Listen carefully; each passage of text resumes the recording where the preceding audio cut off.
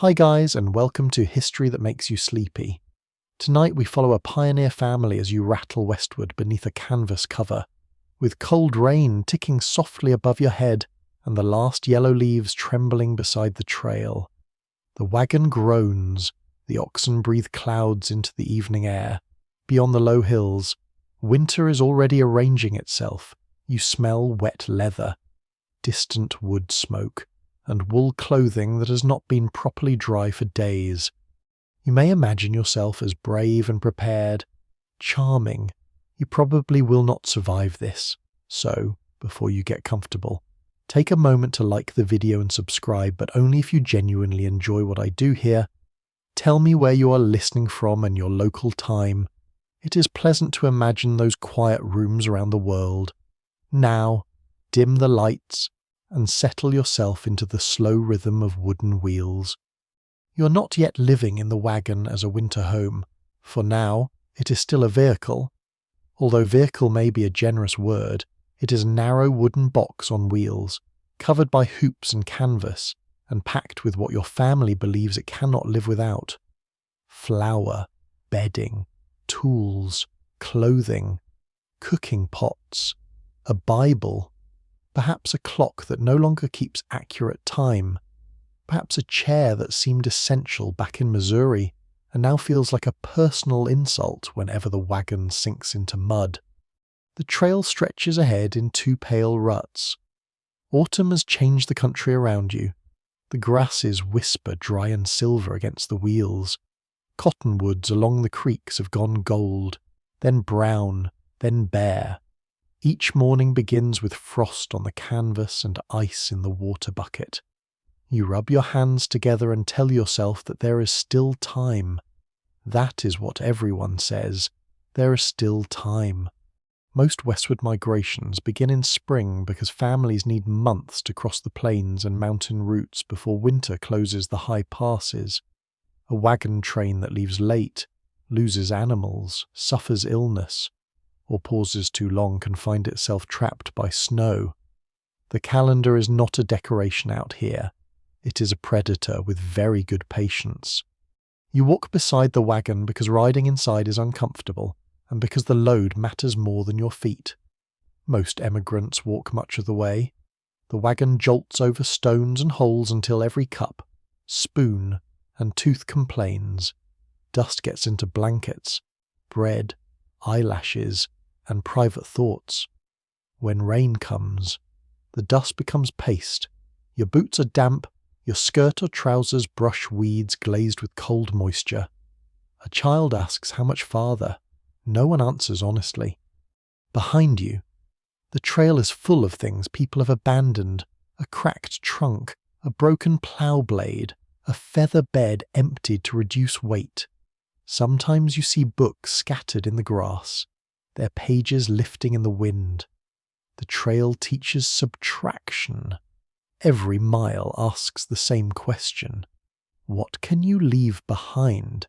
A quirky habit among some overland travellers is to grease wagon wheels with whatever fat is available, including bacon grease when proper lubricant runs low. It sounds resourceful until you remember that axle grease is no longer supper. Frontier engineering is often just dinner applied to machinery. By late afternoon, the wind sharpens. You hear it moving through dry grass before it reaches you. Then it presses against the wagon and makes the canvas snap. The family watches the sky more than the trail.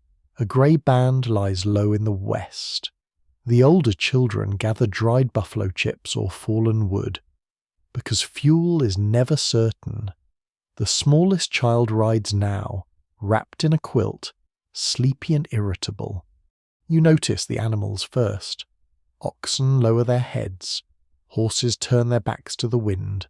Dogs circle close to the wheels. Animals do not consult almanacs. Yet they seem to understand that the weather has changed its mind. Historians still argue whether many emigrant families fully understood the speed and severity of Western weather before they began their journeys, or whether hopeful guidebooks and second-hand advice encouraged dangerous confidence. Diaries show both knowledge and denial. People continue because stopping also feels dangerous.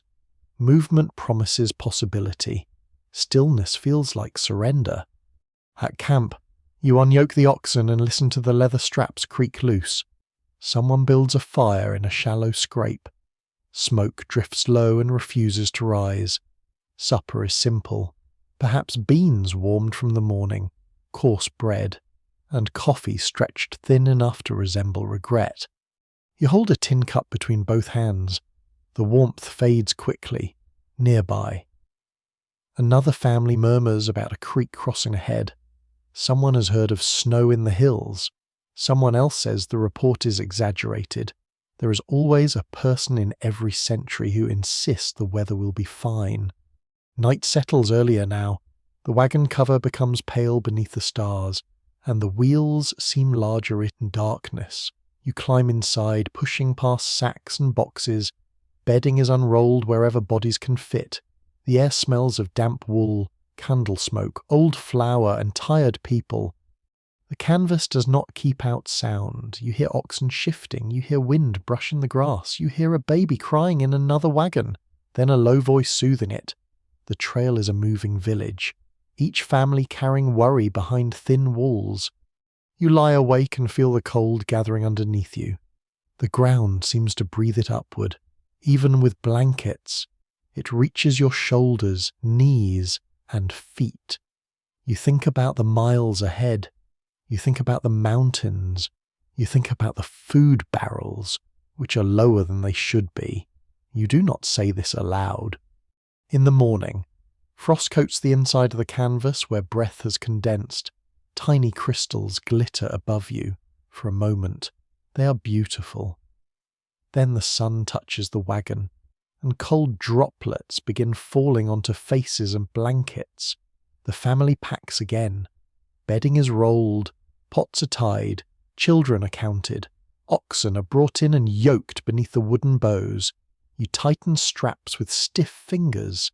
The wagon lurches forward, and the long creaking song begins again. Day after day, the signs deepen. Ice lasts longer in shaded puddles. Birds gather and vanish southward. The wind carries the clean mineral smell of distant snow.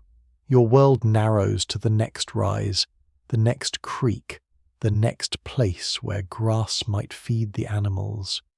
Then, near evening, the first flakes appear. They are sparse at first, drifting sideways through grey air. A child laughs and reaches out a hand.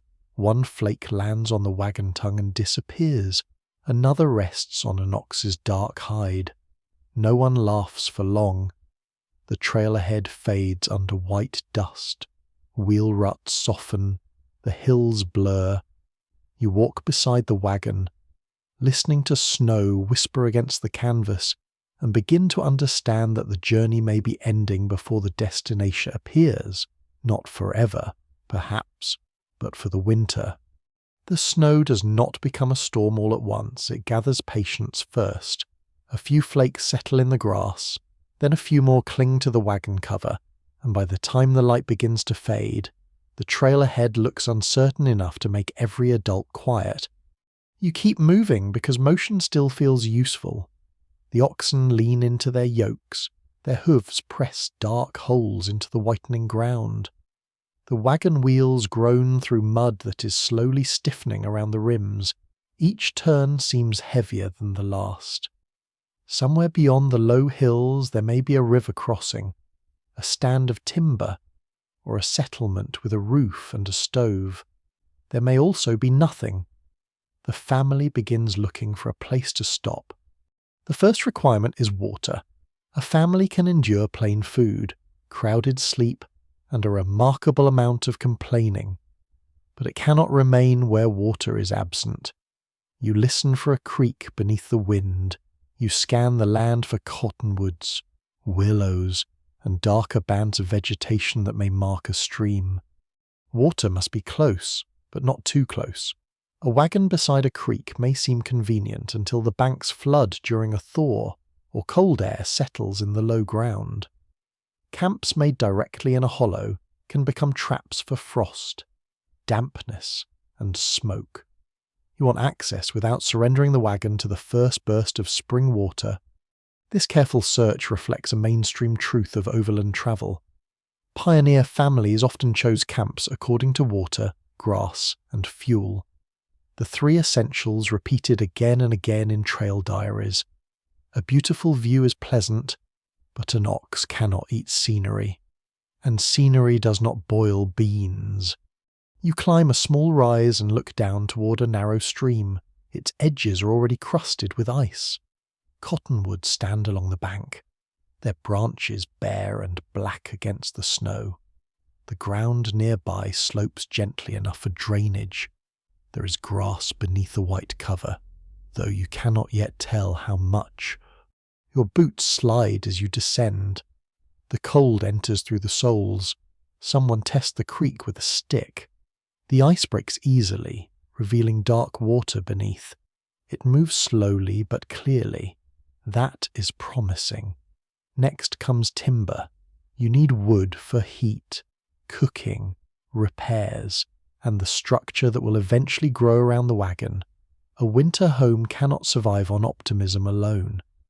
Despite optimism being one of the most heavily packed items on the trail, the cottonwoods offer branches, but much of the fallen wood is damp. You walk farther, searching for dry limbs caught above the ground. In some parts of the plains, emigrants burned dried animal dung because wood was scarce.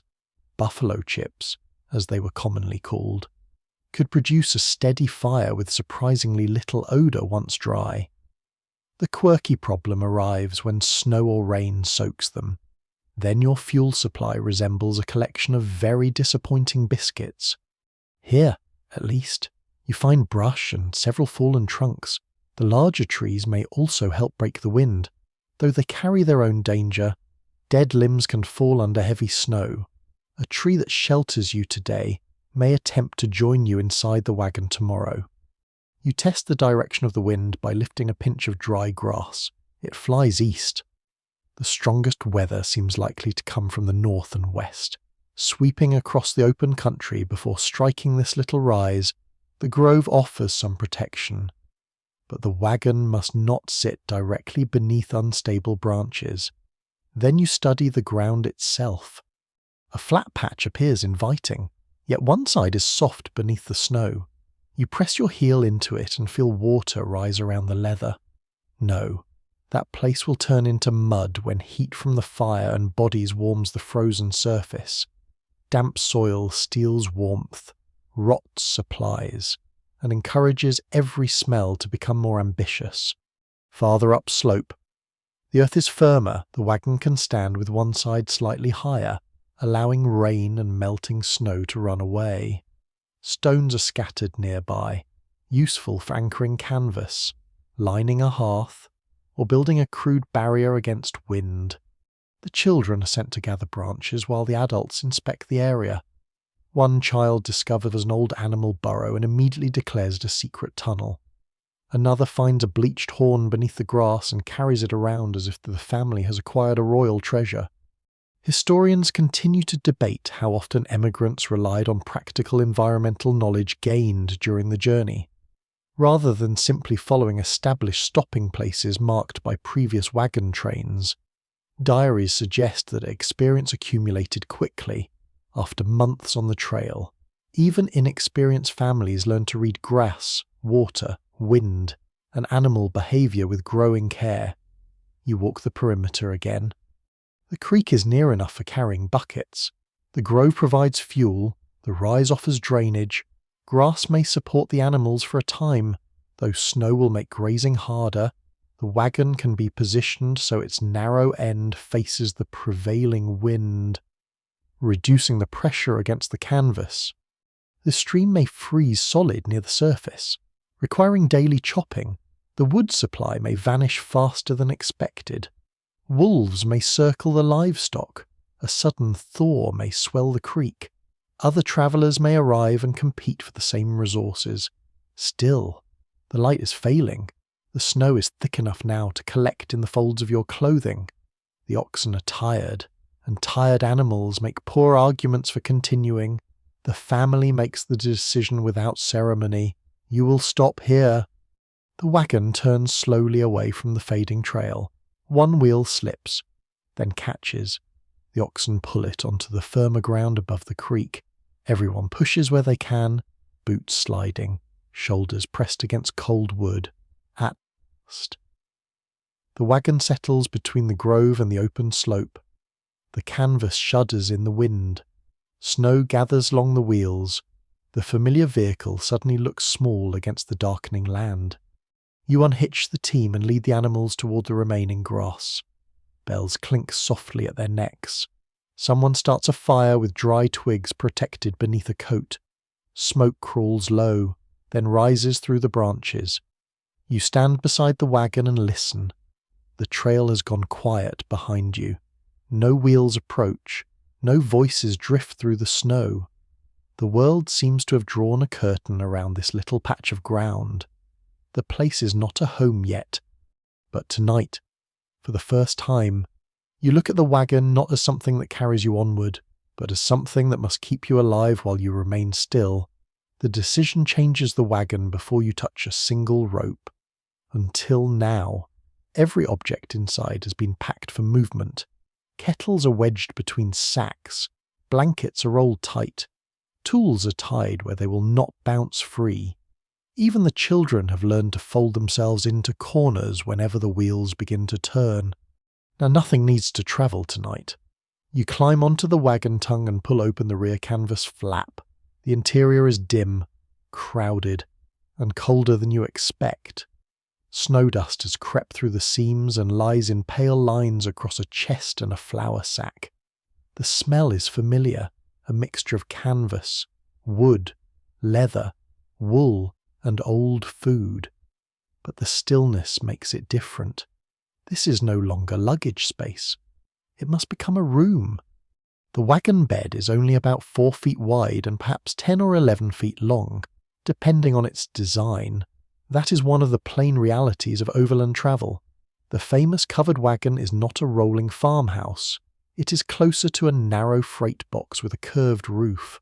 Most families cannot simply stretch out inside and call the matter settled. You begin by unloading what can safely remain beneath the wagon or beside it. A plough part comes down first, then a bundle of tools, a water keg, a box of iron fittings, and the chair that has survived several 100 miles mainly by being too awkward to throw away. Each object must be reconsidered. Food stays dry, bedding stays close. Metal tools can tolerate cold but not careless snow. Clothing must remain reachable. The medicine chest, small as it is, deserves a protected corner. Every decision creates another problem, which is how household organization has worked since the invention of households. The canvas cover hangs over bent wooden hoops called bows. It is designed to shade cargo and shed rain, not to hold warmth through a severe winter. Canvas breathes. Wind passes through its weave. Moisture gathers inside. A hand pressed against it feels the cold immediately. You lower the side curtains where the cover has been rolled or tied up for travel. The stiff fabric resists your fingers. Frost has formed along the folds, and little crystals break loose as you work. Ropes creak. Knots refuse to move until warmed between your palms. At the rear, you overlap the canvas flaps instead of leaving an open entrance. One flap crosses the other, creating a narrow passage that can be pulled closed from inside. It is not a door in the ordinary sense. It is more like asking the weather to knock before entering. The front of the wagon needs attention as well. Gaps remain where the canvas meets the wooden bed. You stuff them with twisted grass, scraps of cloth, and loose wool. Nothing useful is wasted. A torn stocking may become insulation. An old petticoat may block a draft. Dignity becomes wonderfully flexible when the temperature falls. One curious frontier trick is to hang quilts or spare blankets along the inside of the canvas to trap a layer of air. The result resembles a tiny padded cave. It also makes every movement more difficult, since the walls now sag inward and brush your face. Warmth comes at the price of being gently attacked by bedding. You tie one quilt across the windward side, another hangs near the rear opening. The colours are dim in the fading light, but familiar patterns remain visible. A row of faded squares, a strip of red cloth, a patch cut from an old shirt.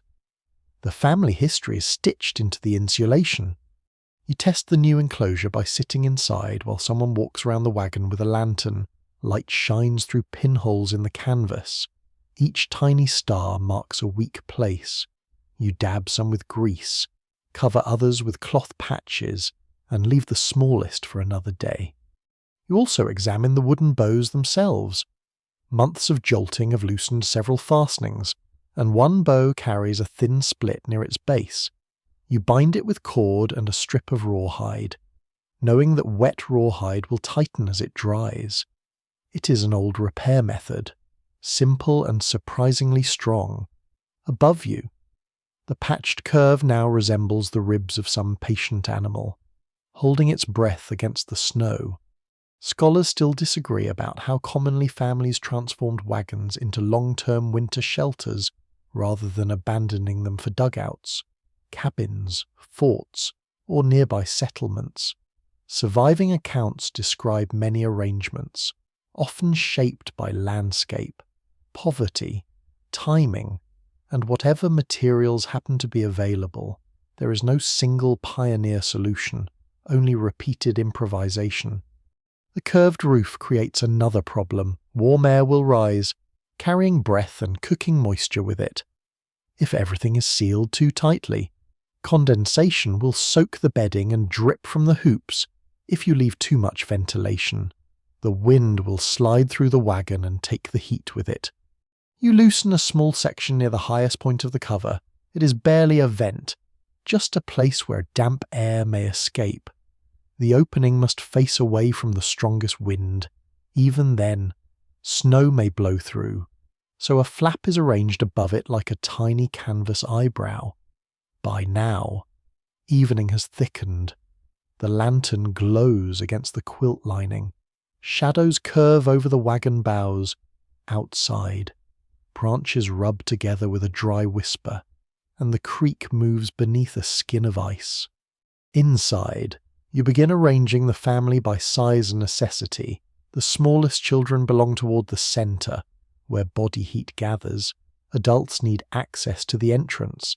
Supplies that might freeze badly are placed away from the canvas walls. Boots sit near the rear flap. Though everyone knows they may become stiff by morning, the wagon seems to shrink with every useful arrangement. You sit shoulder to shoulder and listen to the fabric snap above you. A gust presses the canvas inward. The quilt trembles but stays in place.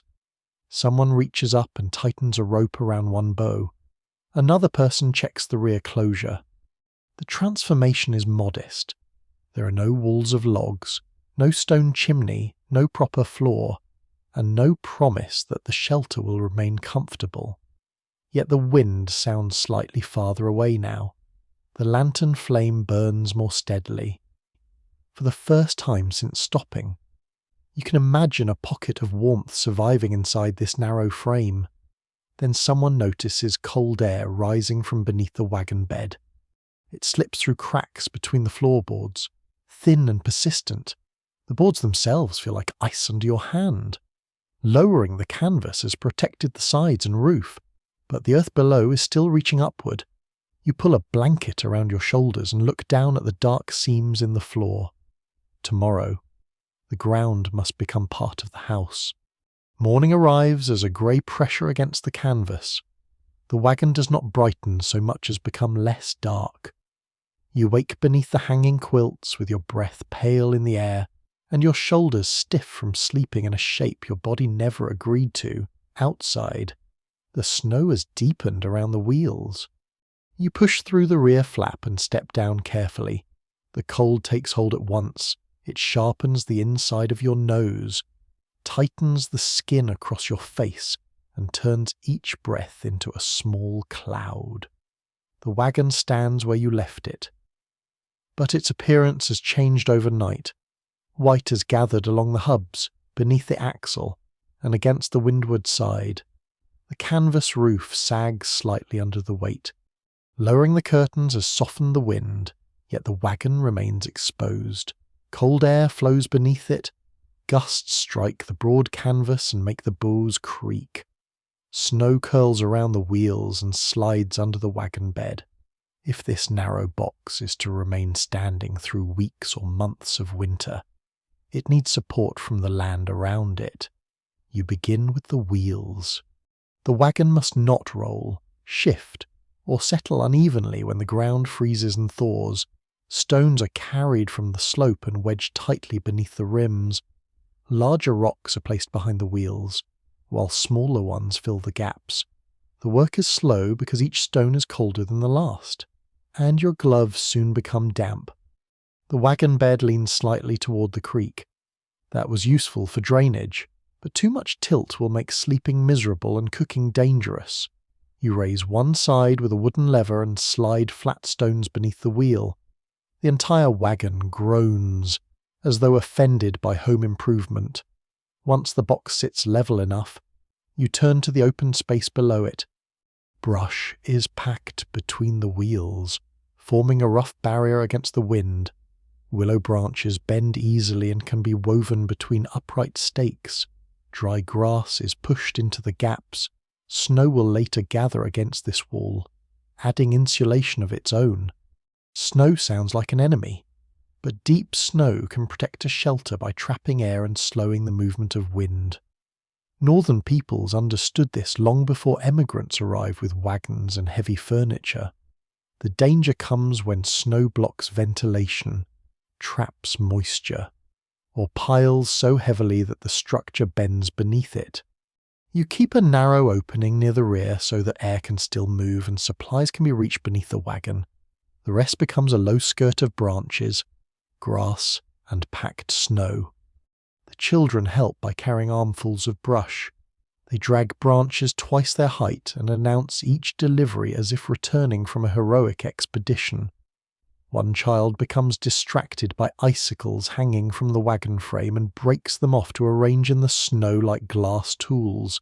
This is not useful, but it is quiet, and therefore receives adult approval. Next come the poles. You select straight saplings from the edge of the grove. They are not large enough for cabin walls, but they can form a sloping frame against the wagon.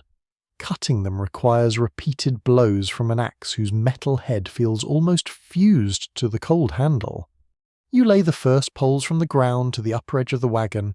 Leaning them against the windward side, more poles follow, spaced closely enough to support brush. The shape resembles a shallow roof attached to the wagon, creating an outer shell where the strongest weather will strike. This sort of practical adaptation has a firm place in frontier history.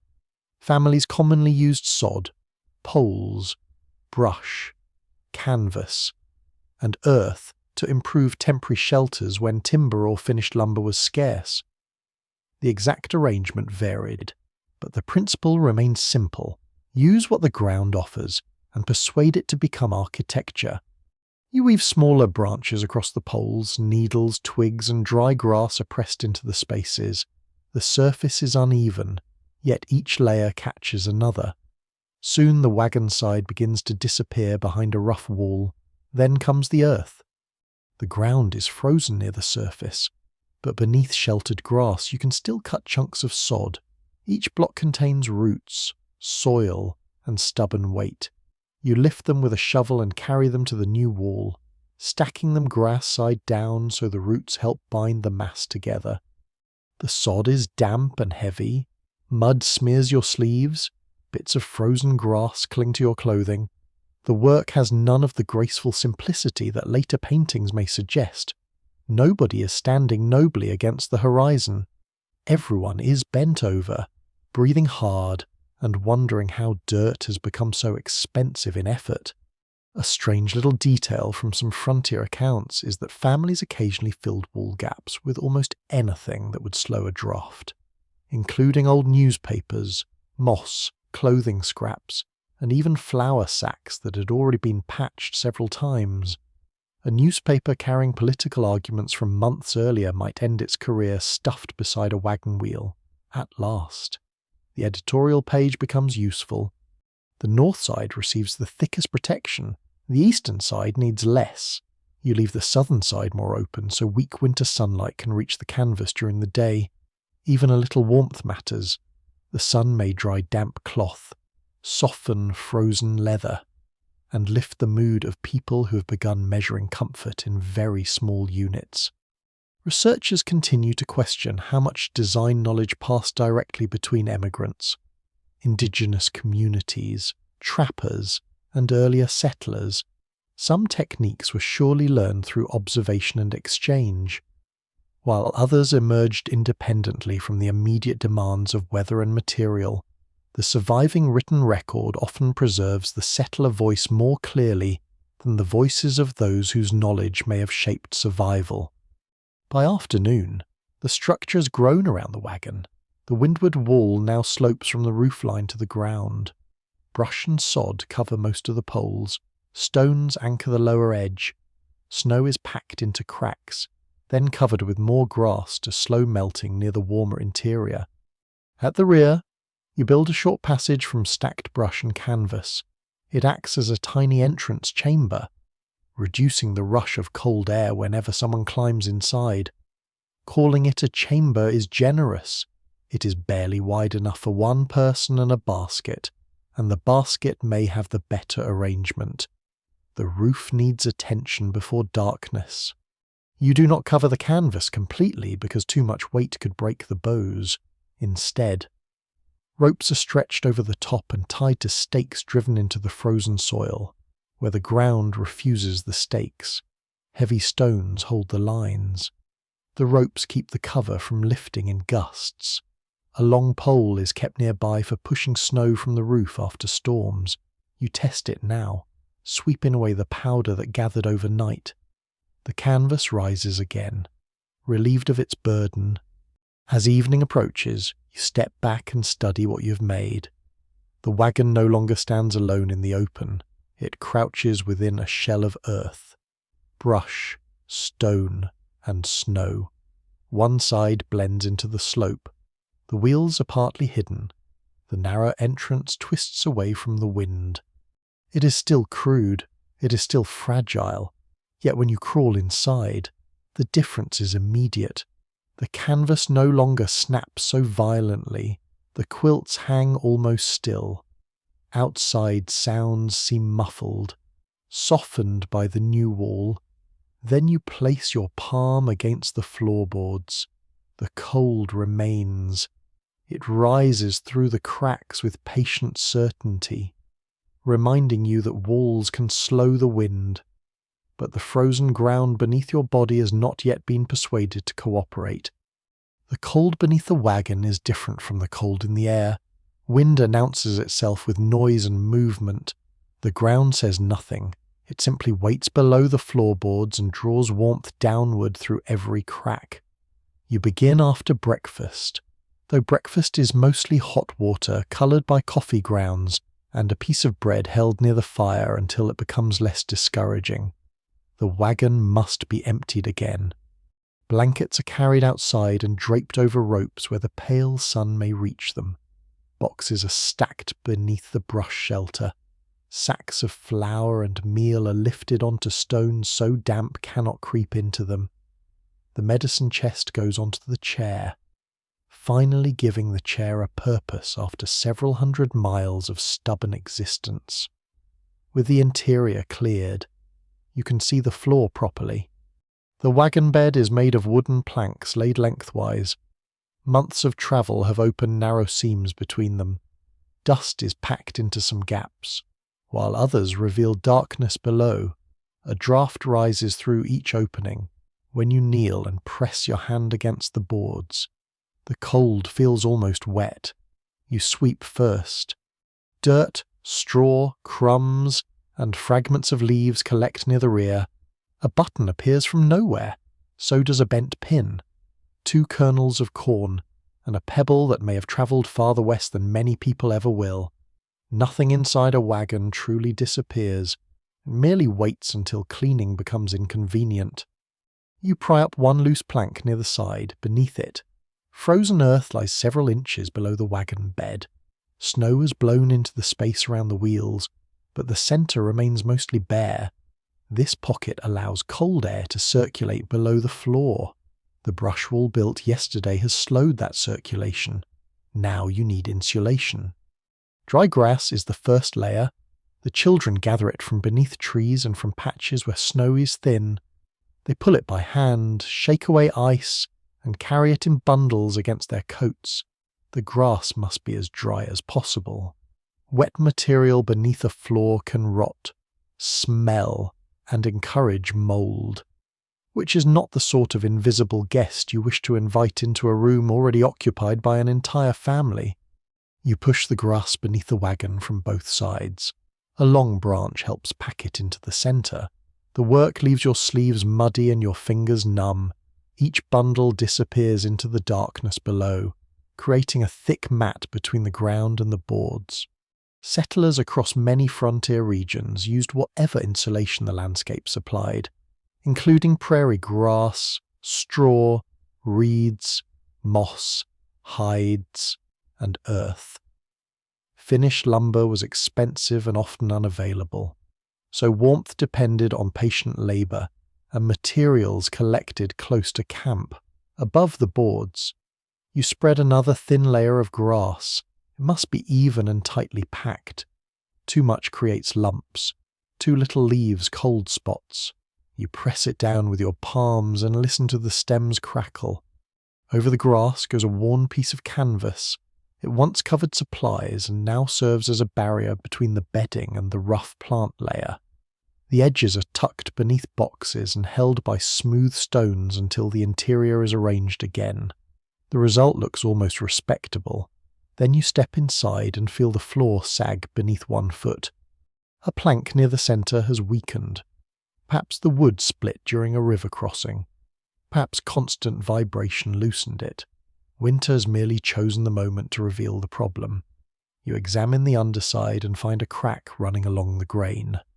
The board will not carry a repeated weight for months. A replacement would be ideal. But ideal things are currently far away, probably sitting in a dry shop beside a warm stove and feeling very pleased with themselves. Instead, you brace the plank from below. A short timber is cut to fit between the ground and the wagon floor. A flat stone forms its base. Another block rests against the underside of the plank. You wedge the support firmly into place, then test it with increasing pressure. The board holds. A curious frontier custom was to scatter clean straw, sand, or fragrant plants over rough floors before sweeping them away later. Crushed herbs could disguise household odours. This sounds charming until you remember that the floor may also contain mud, spilled grease, boot scrapings, and whatever the dog has contributed. You have a little dry sage. A few stems are rubbed between your hands and scattered beneath the canvas. The scent rises faintly, clean and sharp. It will not transform the wagon into a garden, but it makes the air feel less stale. The edges require special attention. Cold gathers where the floor meets the wooden sides, so you roll strips of old cloth and press them along the seams. A torn blanket is folded against the northern wall. Spare rope keeps it in position. Researchers remain uncertain about how effective such improvised floors were during a long winter. Personal accounts sometimes celebrate small improvements, but comfort is relative. A layer that feels warm after sleeping above frozen ground may still be far colder than any ordinary room. By midday, the sun has softened the soil near the southern side of the wagon. You dig there, cutting shallow sections of earth mixed with roots. The sod is carried beneath the wagon and placed around the grass layer, closing gaps near the wheels. You avoid packing damp earth against every wooden surface. Too much moisture may encourage decay. Stones and brush create a narrow separation where possible. The aim is not perfection. The aim is to slow the cold enough that bodies, blankets, and eventually a small fire can do the rest. Inside, you add a final layer.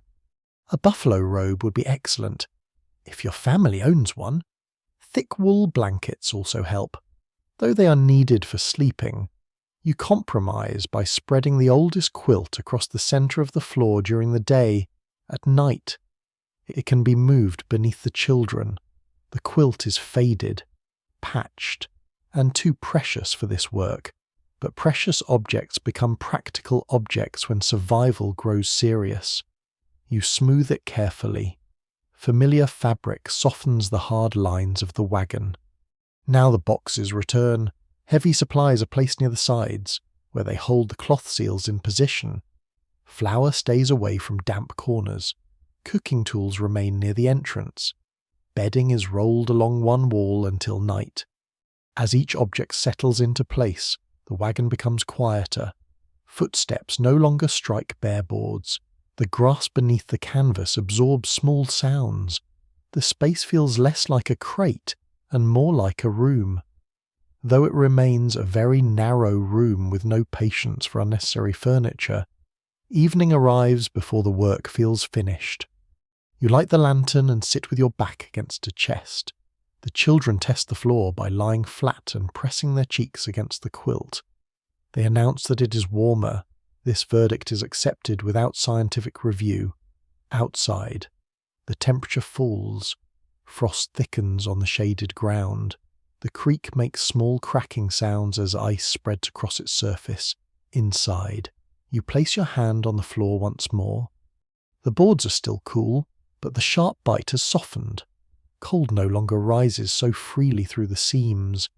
Grass, canvas, cloth, earth, and one tired quilt now stand between your family and the frozen soil.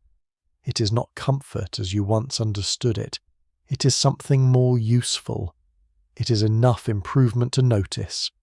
And as you settle onto the layered floor, listening to the muffled wind beyond the sod wall, your attention turns toward the next difficulty. A warmer floor helps, but without steady heat, every blanket will eventually surrender to the night. The first serious question is not how to make heat. It is how to make heat without filling the wagon with smoke, setting the canvas alight, or waking to discover that the family has quietly stopped breathing. These possibilities encourage careful thought. You begin outside, where the morning air feels brittle enough to break. The fire used for cooking burns in a shallow pit near the entrance, but it cannot warm the wagon for long. Carrying hot coals inside would be dangerous.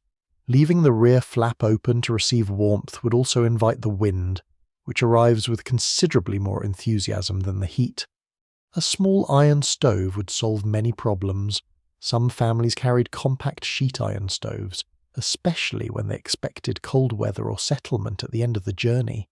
Such stoves could burn wood, brush, or dried animal fuel, and a pipe could carry smoke outside. Your family has something close to one. It is a squat iron box that spent the warmer months tied beneath the wagon.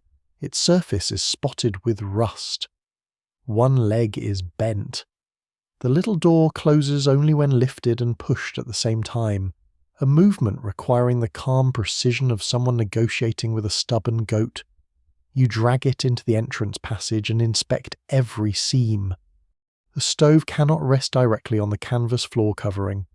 Heat could scorch the cloth and ignite the dry grass underneath. You clear a square near the rear of the wagon, exposing the wooden boards. Over them, you lay several flat stones gathered from the creek. A shallow metal tray rests on top. The stones create distance between the stove and the floor. They also absorb warmth and release it slowly after the fire fades. Yet stones must be chosen carefully. Rocks taken from wet ground or a stream may contain trapped moisture. When heated quickly, they can crack or even burst. One odd warning passed among campers and settlers concerns stones exploding beside fires. The danger is real enough with certain damp or porous rocks. Although not every innocent pebble is waiting to attack, you choose dense stones that have remained dry above the creek bank. Then warm them gradually before trusting them beneath the stove. The iron box is lifted into place. It occupies only a small corner, but the wagon immediately feels more crowded. A person entering must turn sideways. Skirts, coats, blankets, and curious children must remain away from the metal. The space around the stove becomes a strict territory where nothing loose is allowed. Now you need a chimney. Sections of stovepipe have been packed inside one another to save space. You pull them apart, knocking loose black flakes of old soot. The pipe rises from the stove, bends toward the rear, and must pass through the canvas without touching it. You cannot simply cut a hole and hope for the best. A square of thin metal is fitted around the pipe. Its edges are folded to prevent sharp corners from tearing the cover. The canvas opening is cut slightly larger than the pipe, and the metal collar is stitched and wired into place. This leaves a protective barrier between hot iron and fabric. The work is awkward. Your fingers stiffen in the cold. The needle resists the thick canvas every few moments. Someone inside asks whether the opening is large enough, while someone outside insists it is too large. Domestic architecture advances through disagreement. Once the pipe extends beyond the wagon, you add another section to carry smoke above the roof. A wire brace holds it steady against the wind. The top receives a simple cap made from bent metal, intended to keep out falling snow while allowing smoke to escape. The arrangement reflects a common reality of 19th century frontier life. Wood stoves became valued because they produced more controlled heat and used fuel more efficiently than an open hearth in a small shelter. However, their surfaces and pipes remain serious fire hazards. Before lighting anything, you test the draft. A twist of paper is burned near the stove opening. The flame leans inward. Smoke rises into the pipe and disappears. That is promising. Then a gust strikes the wagon, forcing a grey puff back through the stove door. You cough. The children retreat. Someone opens the rear flap. The chimney needs more height. Another pipe section is added, lifting the cap farther above the curved roof. You adjust the outside brace and test again. This time the smoke rises steadily, though the changing wind may still cause trouble. Some researchers question how safely improvised stove systems could operate inside canvas-covered wagons for extended periods. Written accounts often mention warmth with relief, but give fewer details about near accidents, poor ventilation, or fires that were quickly controlled and never recorded. You prepare the first small fire with thin twigs and a handful of dry grass. No large logs yet. The stove must warm slowly, allowing the iron, stones, and pipe joints to expand. A match flares. The grass catches with a soft rush. Twigs begin to crackle. Smoke curls upward and enters the pipe. You close the little iron door, lift it slightly, push it inward, and finally persuade the latch to hold. Warmth does not arrive immediately. The stove ticks as the metal expands. A faint smell of rust and old soot fills the wagon. You watch the pipe collar closely. You touch the surrounding metal. Then the nearby canvas. It remains cool enough. More twigs go in. The iron surface darkens, then begins to radiate a gentle heat. Everyone notices at once. Hands appear from blankets. Boots are moved closer, though not too close. A kettle is placed on top, and within a few minutes its lid begins to tremble. Warm air rises toward the wagon roof. The quilt lining holds some of it, while the small vent allows moisture to escape. You keep the vent open despite the temptation to close every gap. Fire consumes oxygen, and smoke or invisible gases can gather in a tightly sealed shelter. No one in your family uses the modern phrase carbon monoxide, but the danger is understood through experience.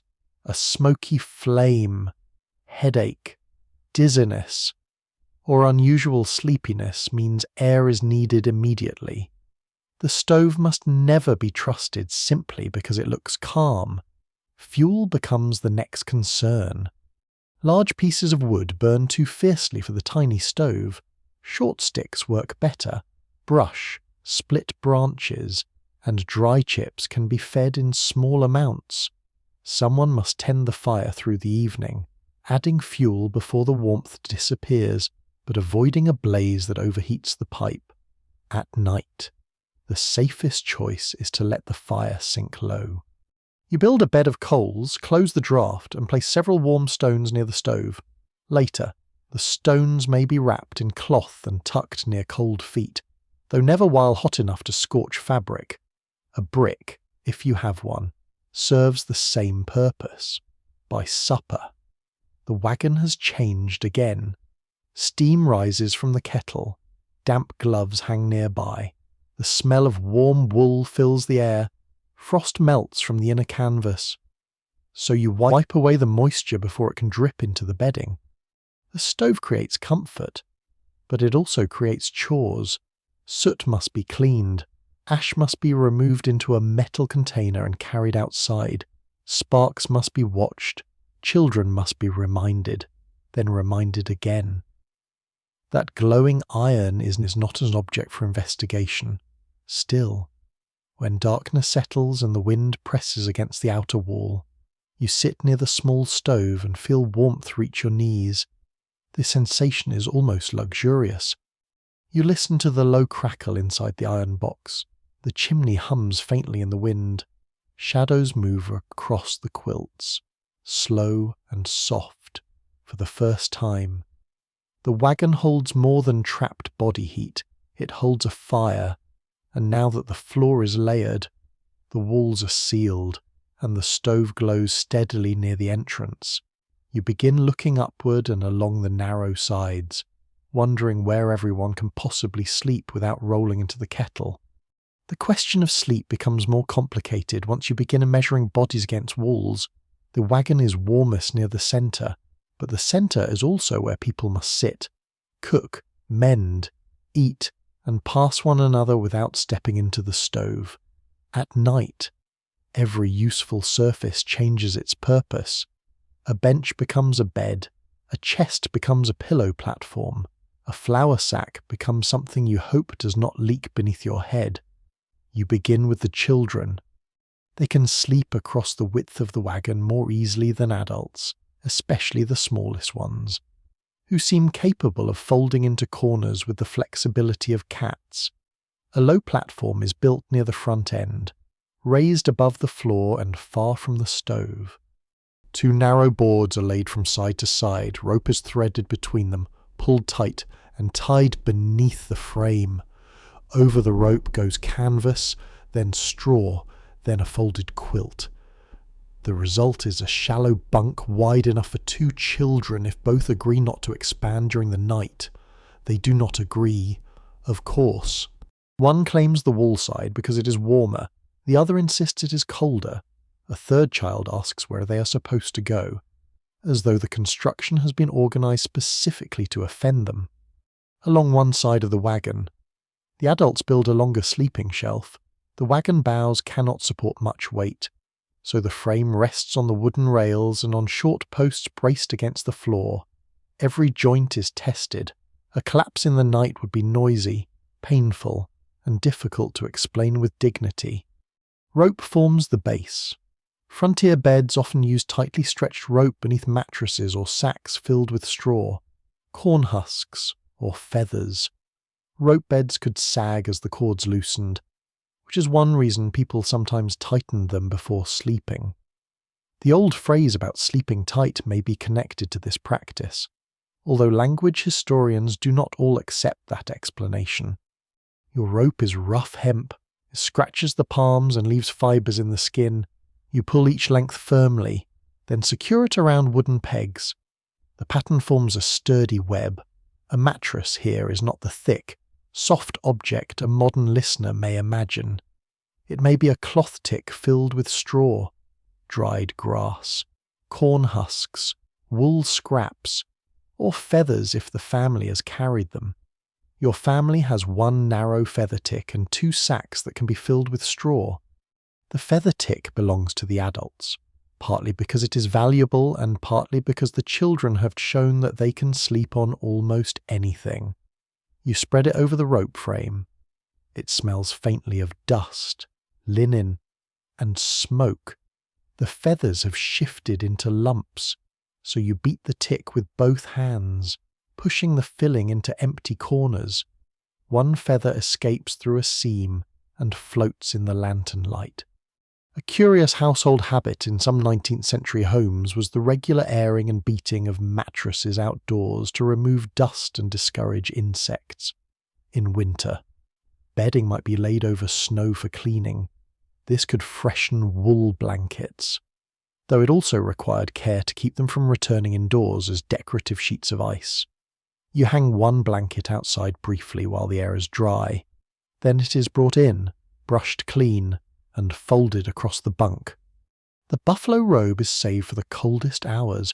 If your family owns one, it is heavy, dense, and deeply warm. The fur side lies inward against the body, while the hide side faces the outer blanket. It carries a strong animal smell that grows near the stove. No one complains. Warmth is more persuasive than fragrance. Not every family possessed buffalo robes, but hides and wool blankets were highly prized for overland travel. They served as bedding, floor covering, padding, shelter material, and emergency wrapping. One object performed several jobs because space and weight allowed little room for specialization.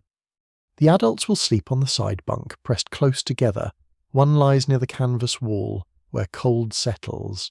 The other lies closer to the aisle, where someone may step on an ankle while reaching the stove. A narrow gap remains beneath the bunk. You slide boxes there, leaving clear space near the stove.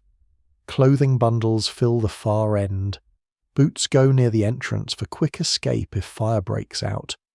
The youngest child receives a hanging cradle made from canvas and rope. It is suspended low enough that a fall would be small, yet high enough to keep the baby above the cold floor. The cradle sways whenever anyone climbs into the wagon. Researchers have not reached full agreement on how often emigrant families used hanging beds or improvised cradles inside wagons during winter camps. Such arrangements appear in memories and practical accounts, but they varied with family size, wagon design, and available material. You test the cradle with a sack of meal before placing a child inside. The ropes hold. The sack swings gently, for a moment. The wagon seems to breathe around it. Now comes the order of bedding. Dry cloth goes closest to the body. Damp clothing must not be worn to sleep if it can be avoided. Socks are changed. Mittens are laid near the stove. Day clothes may remain on because the air outside the blankets is too cold for elaborate undressing. Everyone keeps a cap nearby. Scarves can be wrapped around ears and cheeks. Several people may share one quilt, which requires negotiation whenever someone turns. You place warm stones near the foot of the beds. Each stone is wrapped in thick cloth and tested against the wrist. Too hot, and it may burn skin or scorch blankets. Warm enough, and it becomes a small stored sunset beneath the covers. The lantern is turned low. Outside, snow brushes softly against the sod wall. The animals shift in their shelter. The stove gives a metallic click as it cools. Inside, bodies settle into the new arrangement. The children whisper from their platform. One asks whether the roof will fall, another says no, with the confidence of someone who has not inspected it. A third asks whether wolves can climb into wagons. The adults answer more quickly than accurately. You lie on the rope bunk and feel it sink beneath your weight. The mattress rustles. The person beside you pulls the blanket toward themselves, then returns a guilty portion. Near your feet, a warm stone presses through the wool. The arrangement is narrow, awkward, and surprisingly effective. You're off the frozen floor. The thickest cold gathers below, while body heat rises into quilts and blankets. The side wall still chills one shoulder. The rope creaks whenever you move. A child turns sideways and kicks the canvas. Yet the family is finally arranged for sleep. Not comfortably in the way you once understood comfort, but safely enough to close your eyes. And as the wagon grows quiet, Another problem announces itself in the faint smells of bacon, flour, damp wool, and yesterday's beans. Tomorrow. This same cramped room must become a kitchen. Morning brings the kitchen into existence before anyone is fully awake. The stove has gone nearly cold. A grey bed of ash rests behind the little iron door, and the kettle on top is silent. Your breath shows again in the wagon. Blankets shift. Rope creaks. Someone reaches a hand toward the stove without leaving the bedding. As though warmth might return through persuasion alone. It does not. You climb down carefully, avoiding the sleeping children, the hanging cradle, the flour sack, and one boot that has somehow migrated into the middle of the aisle. There is barely enough room to stand upright. Every movement requires planning. Even turning around has become a household decision. The first task is to revive the fire. You open the stove door and stir the ash with a narrow iron rod. A faint red glow appears beneath the grey powder. Dry grass goes in, then thin twigs, then 2 small pieces of split wood. You bend close and blow gently. Smoke curls toward your face before the chimney begins to draw. Soon the twigs crackle. The iron warms by degrees. Frost on the nearest wall turns to droplets. Someone passes you the kettle. It is filled only halfway because water is heavy, and carrying it from the creek requires chopping through ice, filling the bucket, climbing the slope, and trying not to spill half of it into your boots. Breakfast must be simple. Cornmeal can become mush. Flour can become biscuits if there is enough fat. Bacon can flavour almost anything, assuming the family still has some and the mice have not discovered it. Coffee is measured carefully. Sugar, if present, is treated like treasure. You place the kettle over the hottest part of the stove. The little cooking surface is uneven, so one side of the pot sits higher than the other. A flat stone beneath one edge corrects the balance. This is not elegant, but neither is wearing 3 shirts indoors. Cooking in a covered wagon requires constant rearrangement. The bedding must be rolled away from sparks. Clothing must be moved from the stovepipe. Children must be told not to reach across the hot surface. Bowls are taken from a chest and returned quickly because there is no counter, no pantry, and no convenient place to put anything. Many families travelling west relied on portable foods such as flour, cornmeal, beans, bacon, coffee, dried fruit, and rice. These ingredients stored well, could be cooked with basic equipment, and provided the heavy meals needed for long days of labour. You pour cornmeal slowly into boiling water, stirring with a wooden spoon. The mixture thickens almost immediately. Steam rises into the wagon and settles on the canvas. The smell is plain and comforting, warm grain with a hint of smoke. The spoon scrapes the bottom. You keep stirring because scorched mush clings to iron with remarkable determination. The pot begins to bubble, releasing small bursts of steam that spot your wrist. A child watches from the bunk and asks whether breakfast is ready. It is not. The child asks again before the sentence has had time to leave the air. A little salt goes in. Perhaps a spoonful of molasses will be added after serving. If milk is available from a cow travelling with the family, breakfast becomes richer, though winter and poor feed may reduce what the animal can give. The stove has only one useful surface, so bacon must wait until the mush is moved aside. The pot is wrapped in cloth and placed on a stone near the wall. A skillet takes its place. Slices of bacon begin to hiss. The smell fills the wagon at once. It enters blankets, clothing, hair, and every fold of canvas. Grease spits onto the stove. You shield the nearest quilt with a board. Smoke rises, catches briefly beneath the roof, and moves toward the vent. One peculiar kitchen convenience of the period is the spider skillet. A cast iron pan raised on short legs so coals could be placed beneath it. Some versions also accepted a lid covered with hot embers. The name sounds more alarming than the object, especially before breakfast. Your skillet has no legs, so it rests directly on the stove. When the bacon is done, you remove it and save the grease. Nothing so useful is thrown away. It may fry dough, season beans, grease a pan, soften leather, or, in a moment of mechanical desperation, assist a stubborn wagon part. Flour is mixed with a little salt, bacon fat, and water. There is no wide table, so the dough is worked in a wooden bowl held on your lap. Each time someone passes behind you, your elbow strikes the wall. Each time the wagon shifts in the wind, flour dust rises like pale smoke. You shape small cakes instead of proper biscuits. They cook faster and require less fuel. The skillet goes back onto the stove, and the dough begins to brown around the edges. The wagon now smells of bacon, hot iron, damp wool, cornmeal, wood smoke, and humanity. No single smell is unbearable. Together they create a powerful reminder that ventilation is not a luxury.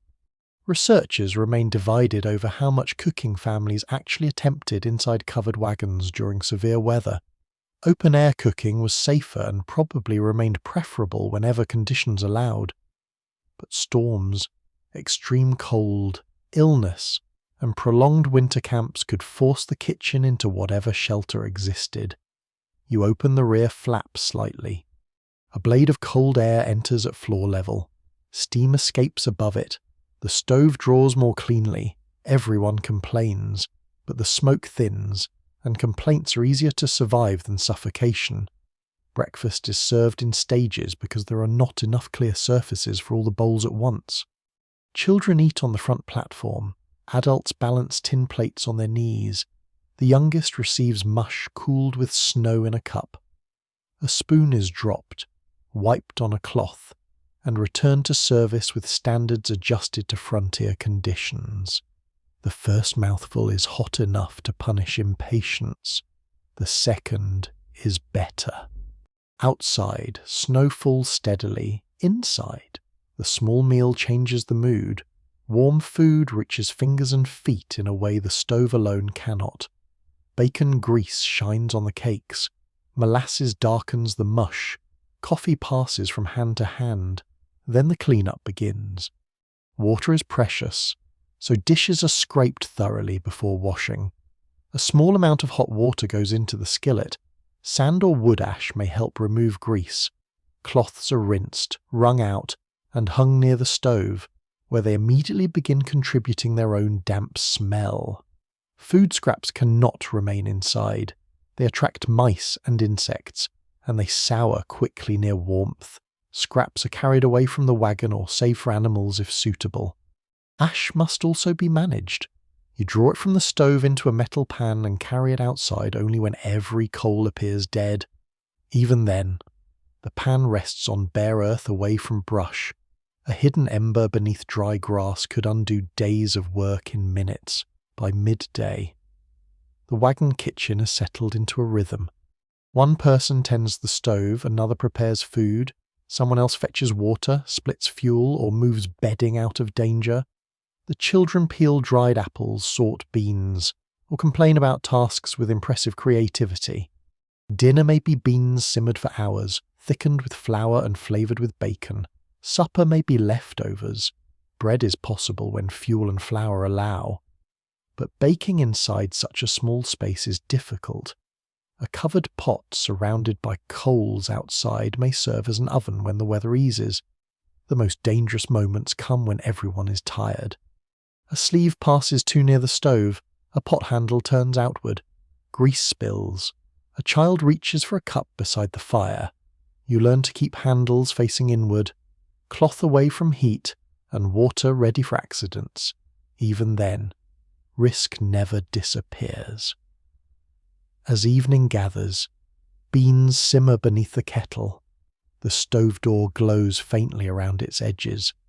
Condensation beads along the roof and taps softly onto the canvas lining. You sit close together, bowls warming your hands, while snow presses against the outer wall. The wagon has become bedroom, kitchen, storehouse, and sitting room.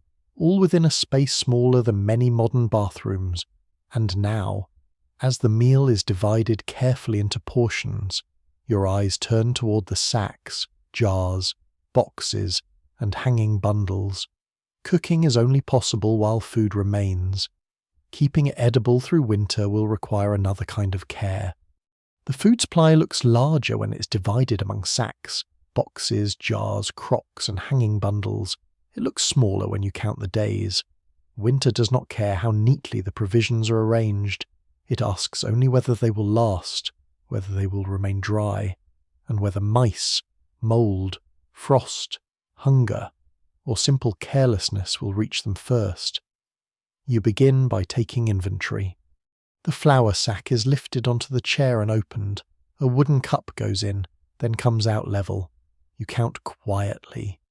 Cornmeal follows. Beans are poured into a bowl and examined for stones, insects, and damp kernels.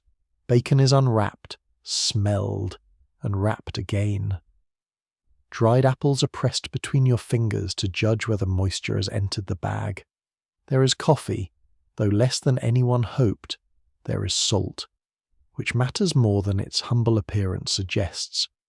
There may be rice, a little sugar, some molasses, and a handful of spices tucked inside a tin.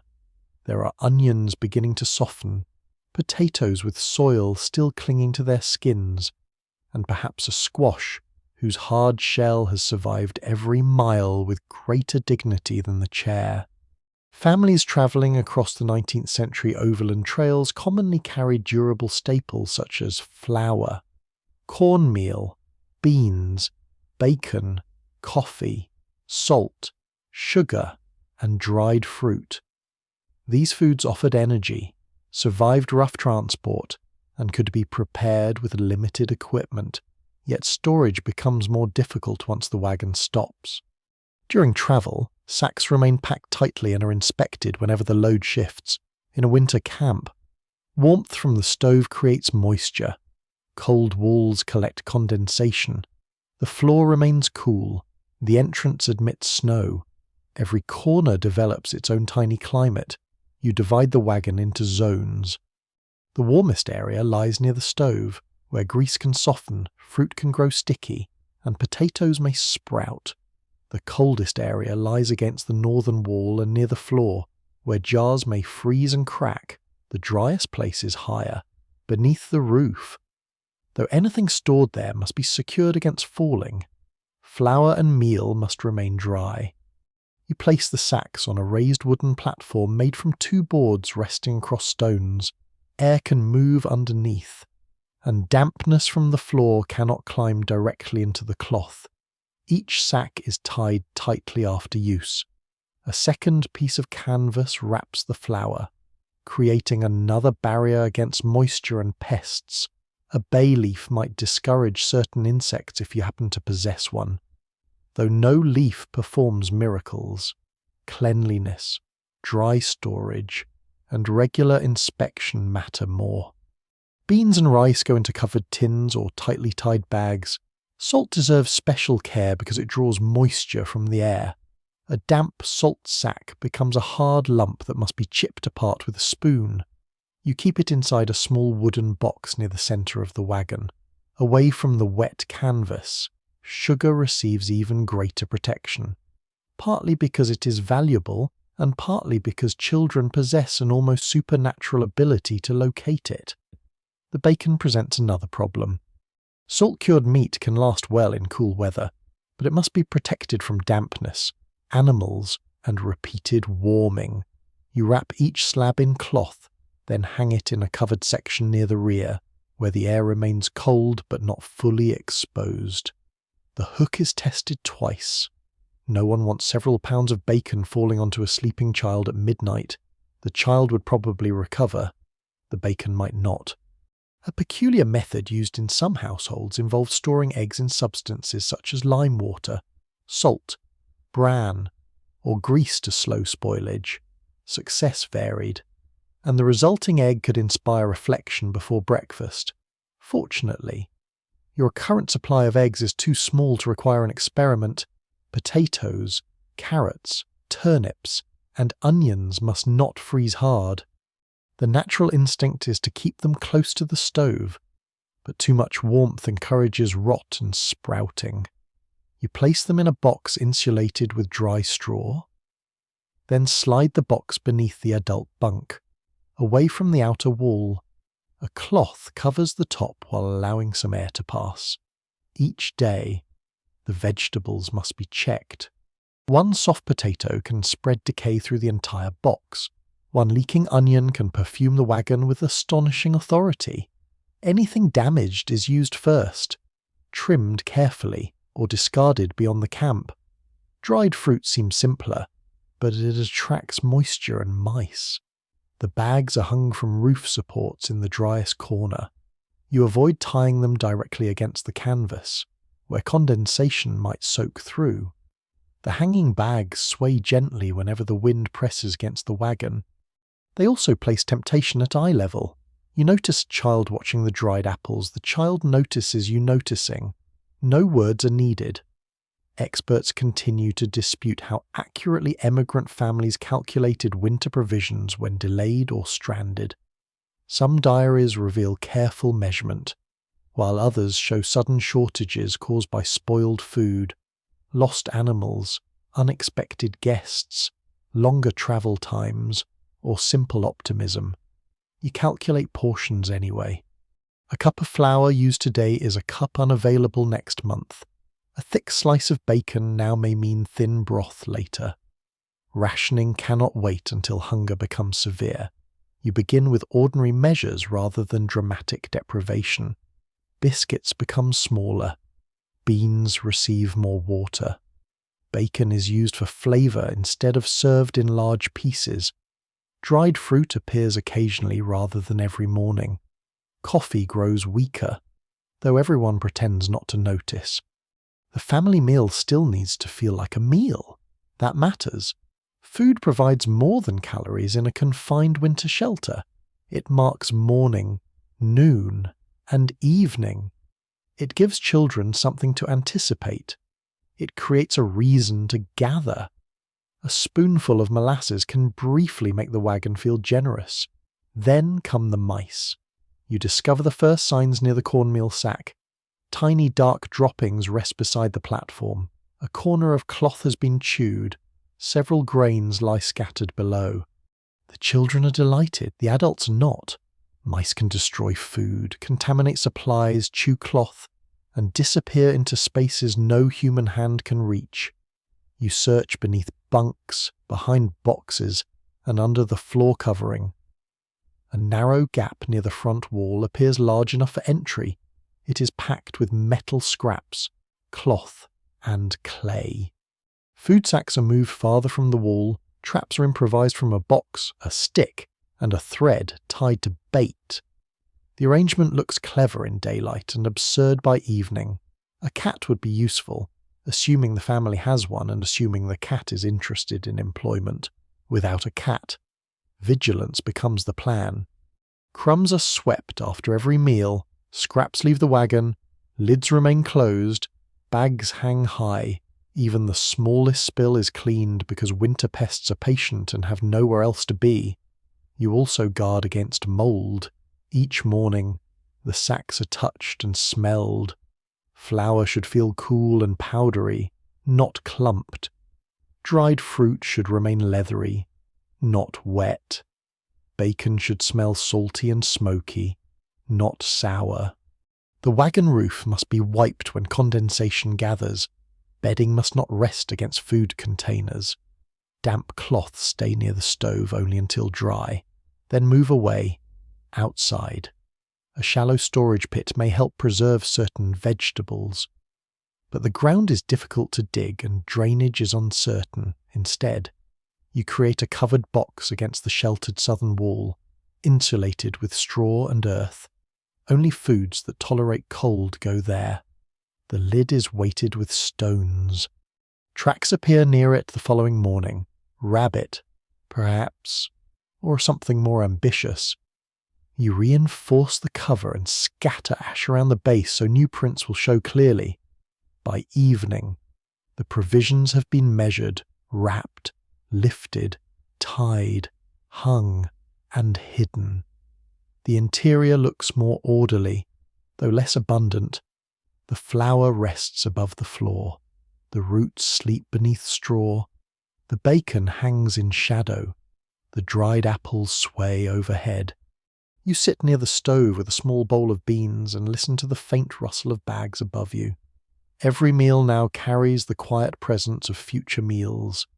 Every crumb has a destination.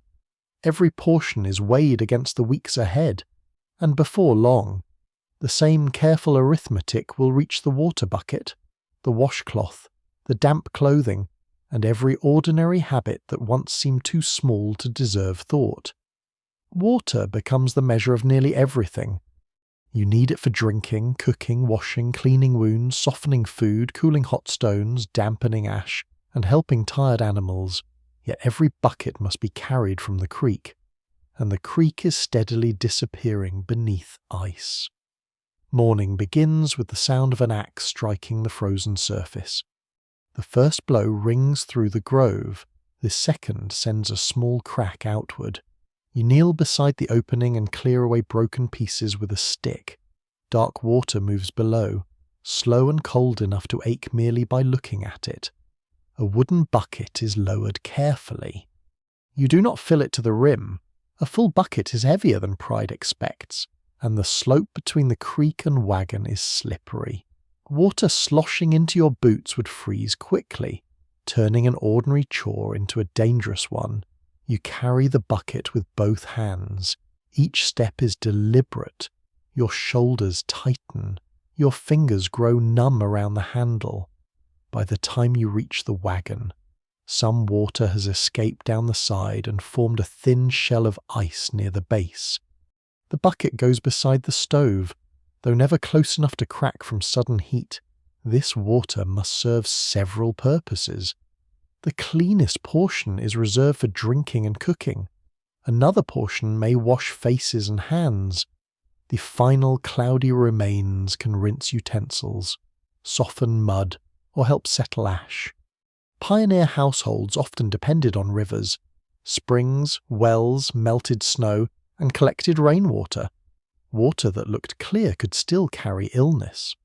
Although many families lacked a modern understanding of germs, boiling offered some protection, especially when water was already being heated for food or drink. You place a kettle on the stove. Boiling every drop requires fuel, and fuel requires time and labour. Still, water from a shallow or uncertain source is safer after a steady boil. The kettle begins to murmur, then rattle, filling the wagon with steam. Condensation gathers above you. You wipe the canvas before droplets fall into the bedding. Warm vapour feels pleasant on the face. But it does not disappear politely.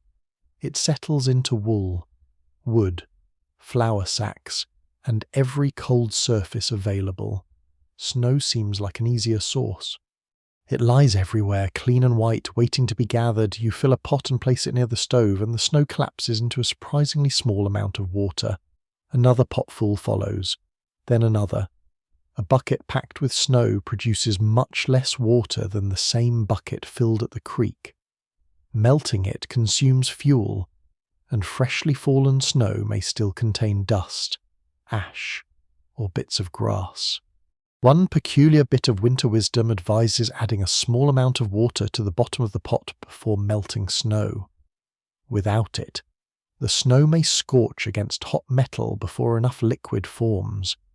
Scorched snow sounds impossible until you smell it. The children collect fresh snow from a clean patch away from the animals and ash pile. They are warned not to gather the yellow snow, which receives more laughter than the warning deserves. Drinking water is stored in covered containers. The lid keeps out soot, hair, crumbs, and curious fingers. At night, the bucket may develop a rim of ice even inside the wagon. You break it gently in the morning and place the vessel near the stove until it loosens. Washing is another matter. At home, before the trail, perhaps you used a basin with warm water more regularly. Here, a full bath is rare, difficult, and likely to turn the wagon into a dripping steam room you wash in parts. A cloth is dipped into warm water and wrung nearly dry. Face first, then hands, neck, and arms. Clothing remains on wherever possible because bare skin cools rapidly. Privacy is created by hanging a blanket across one end of the wagon, though the curtain does little to block sound or family commentary. Soap is precious. Homemade soap may be harsh. Made from animal fat and lye, it cleans grease and dirt effectively, but it can dry and crack the skin. You use a little, rinse carefully, and rub fat or salve into sore hands. Your knuckles are already split from cold and labour. Every crack stings when touched by soap, ash, or salt. Gloves help outside, but they become damp. Damp gloves must be dried slowly near the stove, too close. And the leather hardens or scorches, too far, and they remain cold and wet for hours. Clothing absorbs the winter, wool coats carry smoke, shirts collect sweat, socks become damp inside boots, skirts and trouser hems gather mud, snow, burrs, and bits of straw. Nothing stays truly clean. You brush garments instead of washing them whenever possible. Mud is allowed to dry, then scraped away. Snow can help remove dirt from heavy wool. A blanket laid over clean powder and beaten gently may release dust and odours, though it must be brushed thoroughly before returning inside. The practice seems refreshing until a gust lifts one edge and sends the blanket sliding toward the creek. Laundry requires warm water, soap, fuel, a container, and somewhere to dry the result. In deep winter, those requirements rarely meet at the same convenient moment. Small items receive priority. Socks are washed because damp. Dirty socks damage feet. Cloths used for food and illness must also be cleaned. Shirts and underclothing follow when weather and fuel permit. You heat water in the kettle, pour it into a basin, and work soap into the fabric. The water turns grey almost immediately. Cloth is rubbed against cloth, rinsed sparingly, and wrung until your wrists ache. The wet items are hung from ropes inside the wagon. Now every shirt becomes part of the ceiling. Socks drip near the stove, cloths sway above the bunks, the wagon fills with the smell of damp wool and soap. Space grows even smaller, and anyone standing too quickly receives a wet sleeve across the face.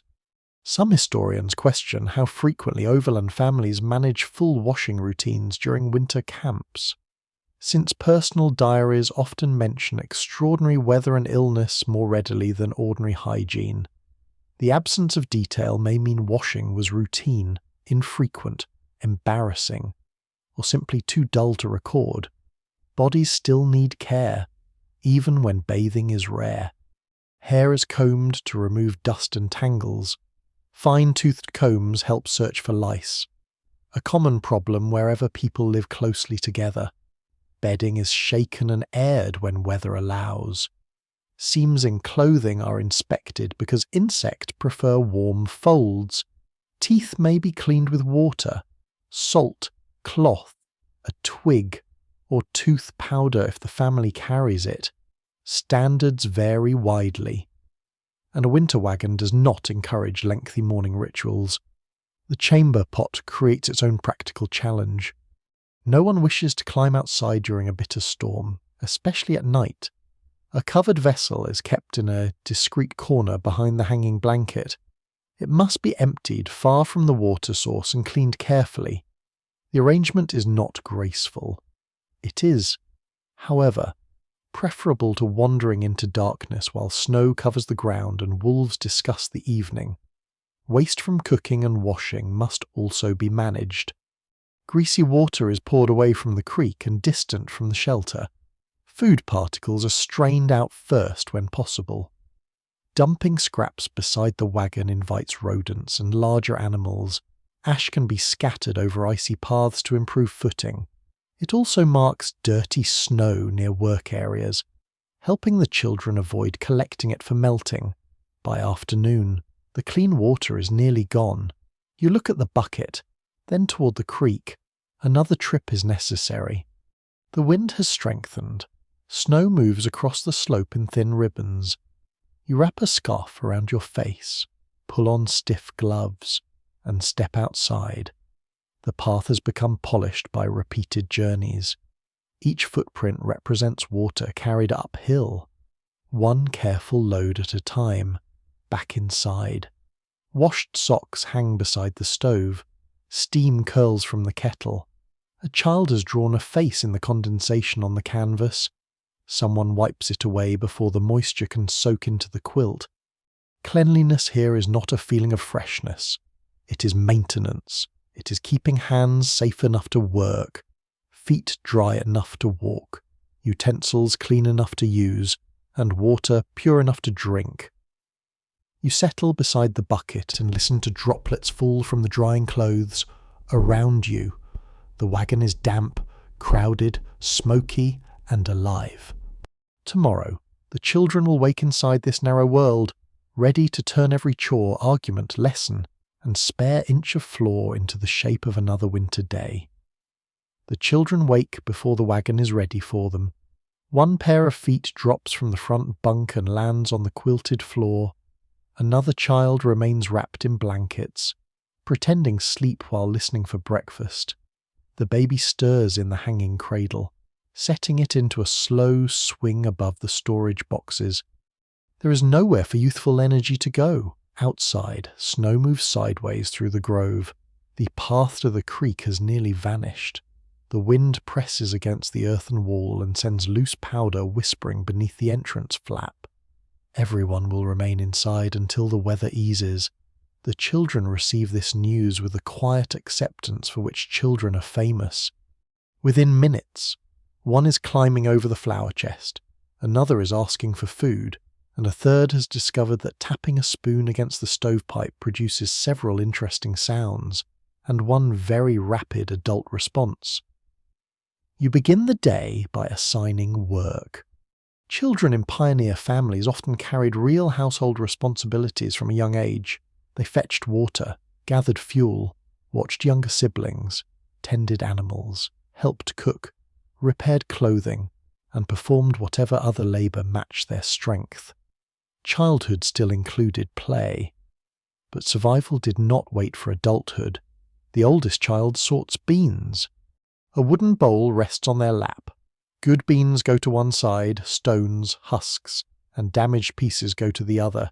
It is slow work, warm work, and nearly impossible to perform incorrectly unless boredom inspires creativity. The next child winds loose yarn into a ball. The youngest who can follow instructions receives scraps of cloth to fold.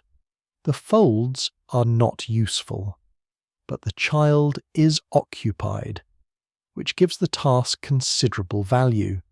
The baby receives no duty beyond remaining reasonably content. For a while, the wagon grows calm. Beans click softly into the bowl. Yarn passes from one small hand to another. The stove murmurs. Snow brushes the canvas roof in faint dry waves. Then the lesson begins. Formal schooling on the trail is irregular, but some families carried primers, slates, Bibles, spelling books, or treasured volumes from home. Lessons might happen beside a campfire, inside a fort, beneath a tree, or in a wagon during bad weather. Your family has a worn reader and one small slate. The reader has lost part of its cover. Several pages are stained with grease. A pressed flower remains between two lessons, though no one remembers who placed it there. The oldest child reads aloud. The voice is uncertain at first, then steadier. Words about farms, virtue, weather, and good behaviour fill the cramped shelter. The younger children interrupt with questions unrelated to the text. One asks whether foxes can read. Another asks whether the family will still own the wagon in spring. The reader offers no answer to either question. Next comes arithmetic. You use the food supply because every object in the wagon eventually becomes a teaching tool. If there are 20 dried apples and 5 people, how many can each person receive? The children calculate eagerly, until they realize this is not an imaginary problem. You try another. If the family burns 6 pieces of wood each hour, how many pieces are needed before bedtime? This lesson is less popular.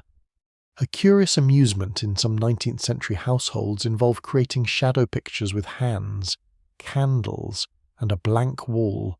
Rabbits, birds, dogs, and strange long-nosed faces could appear in the light inside the wagon. The curved canvas turns every shadow into something slightly more mysterious. By afternoon, the storm continues. The children have completed their chores, endured their lessons, and begun searching for entertainment. A few pebbles become game pieces. Lines scratched onto a flat board form a playing grid. Buttons serve as counters, provided none are removed from clothing currently in use. A guessing game begins. One child hides a small object beneath a cup. Another must decide where it has gone. The game grows more complicated when the object disappears entirely and is later found inside a boot. Someone tells a riddle. Someone else repeats it incorrectly. The baby laughs at nothing anyone else can see. Play transforms the wagon. The bunk becomes a fort. The space beneath it becomes a cave. A folded blanket is a mountain. The hanging food bags become forbidden treasures guarded by an adult who is not participating in the story, but has somehow been assigned the role of giant. The children are noisy, but their noise holds back the stillness outside. Researchers continue to examine how children experience migration and winter confinement. Since many surviving accounts were written by adults years later, memories of adventure, hardship, fear, and family closeness may have changed with age, leaving historians to piece together childhood from diaries, letters, objects, and later recollections. Not every hour is cheerful. The oldest child wants privacy that does not exist. The younger ones quarrel over a scrap of pencil. Someone kicks the wall while turning in the bunk and knocks frost loose from the canvas. Someone else begins crying without a clear reason. Perhaps the reason is everything. Children miss familiar houses, cousins, school friends, animals left behind, and rooms where they could close a door. They hear adults whisper about food and weather.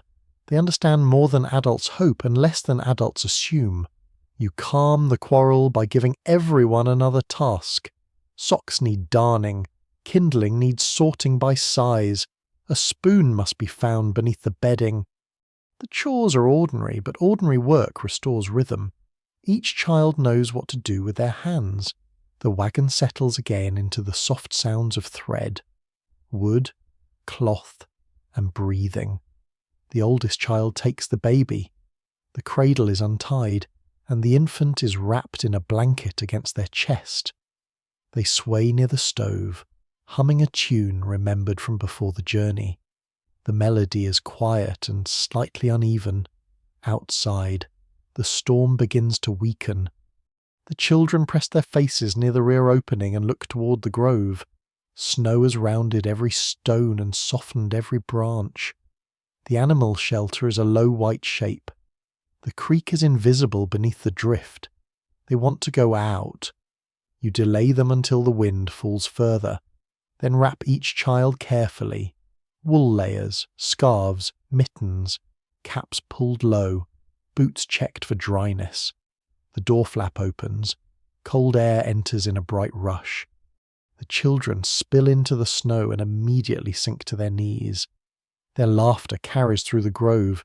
They sweep snow from branches, build a lopsided wall, and throw loose handfuls that dissolve before reaching their targets. For a few minutes, winter becomes play instead of threat. They slide down the small slope on a board. They follow animal tracks. They test the depth of drifts with sticks. One child returns carrying a frozen clump of grass as though it were a rare discovery. Their cheeks redden quickly. Mittens grow wet.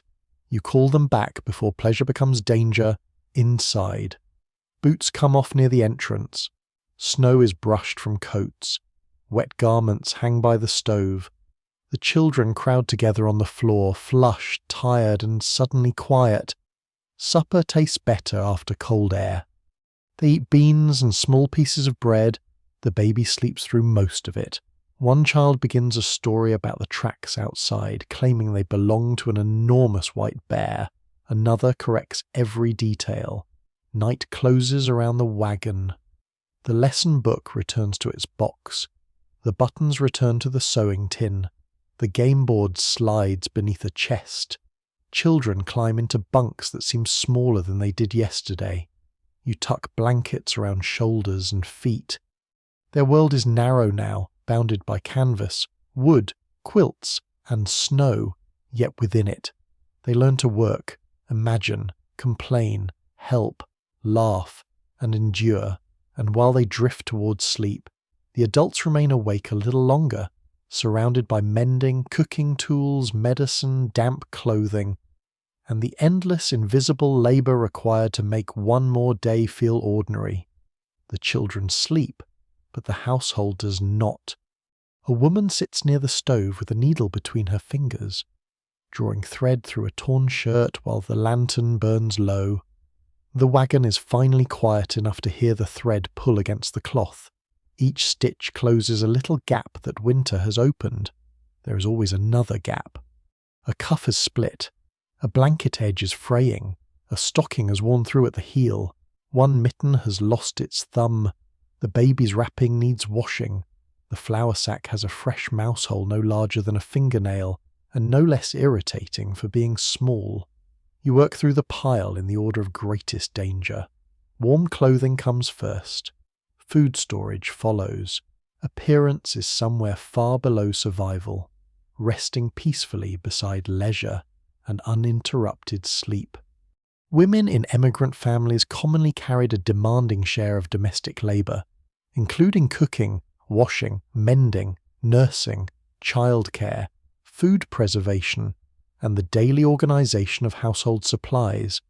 Many also drove wagons, gathered fuel, tended animals, and helped repair equipment when circumstances required it. The work is continuous because each task creates the next. Cooking blackens the pots. Pots require water. Water must be carried and heated. Heating consumes fuel. Fuel must be gathered and split. Clothing worn during those chores becomes damp and torn. Damp clothing must be dried. Torn clothing must be mended. The wagon may be small, but the labour inside it expands to fill every hour. You finish the shirt and reach for a stocking. The heel has nearly vanished. A smooth wooden object shaped like an egg is slipped inside to hold the fabric open. If no darning egg is available, a cup, stone, or rounded piece of wood serves well enough. Thread is woven across the hole, first in one direction, then the other, creating a small new patch where the old cloth failed. A slightly odd household belief holds that placing a thimble beneath a pillow might protect it from being lost. This may not be the most reliable system ever invented, but after searching the wagon floor for a tiny metal object by lantern light, superstition begins to seem efficient. You keep the thimble in a tin. The tin remains in the sewing box. The sewing box remains beneath the bunk unless a child has borrowed it to store pebbles. Order is never complete, it is renewed. Before dawn, you're awake again. The stove needs kindling, the baby needs feeding. One child has kicked away a blanket, another is coughing in a dry, shallow rhythm that makes you listen longer than you intended. You touch the child's forehead, cool for now. You rise without waking the others and pull on clothing that still smells of smoke from yesterday. The air outside the blankets bites at your arms. You coax life from the coals, warm water, and mix the first meal. By the time the family wakes, the fire is steady. That transformation can appear effortless to those who sleep through it. Food seems to arrive. Water seems to warm. Dry socks seem to return to their owners. The baby seems to settle. Yet each small comfort has been assembled from labour performed in darkness. You ration the flour while preparing breakfast. The scoop is levelled carefully. A little more cornmeal goes into the mixture and a little less flour. No announcement is made. Hunger is easier to manage when thrift does not feel like alarm. The bacon is cut thin. The children receive equal portions, because inequality is noticed instantly and remembered with the precision of a legal record. You keep the smallest piece for yourself. This pattern appears in many private recollections of frontier households. Women often reduced their own portions, concealed worry, and tried to preserve routine for children even when supplies ran low. Such choices rarely entered official records, yet they shaped whether families endured long periods of scarcity. After breakfast, you wash the bowls in a little hot water and save the grease from the pan. The cloth used for wiping must be rinsed. The rinse water must be carried outside. The ashpan must be emptied. The bedding must be shaken. Then the baby begins crying. The sound is thin at first, then urgent. You lift the child, check the wrapping, and feel the small back beneath the cloth. The baby may be hungry, cold, tired, wet, frightened, or simply determined to remind everyone of its authority. You sway near the stove. The cramped wagon limits every soothing motion. There is no long hallway to walk, no separate room. You turn in a small circle between the bunk and the flour chest, humming under your breath. The child quiets. You remain standing a little longer because sitting may wake the baby again. Outside, the men and older children work among the animals and woodpile. Inside, your labour is less visible but no less physical. You lift water, knead dough, scrub cloth, shift boxes, hold children, bend over bedding, and crouch beside the stove until your back aches. Privacy has disappeared. So has solitude, even grief. Fear or exhaustion must fit around the needs of others. Specialists still differ on how much authority women exercised over migration decisions once families became stranded or settle for winter. Some accounts portray husbands making formal choices, while diaries and letters often reveal women influencing routes. Camps, food use, medical care, and the timing of departure in practical and decisive ways. You may not announce yourself as the household commander. You simply remember where everything is. You know which child is pretending to be well. You know how many candles remain. You know that the salt box feels lighter. You know which blanket is damp along one edge and which jar has a cracked rim.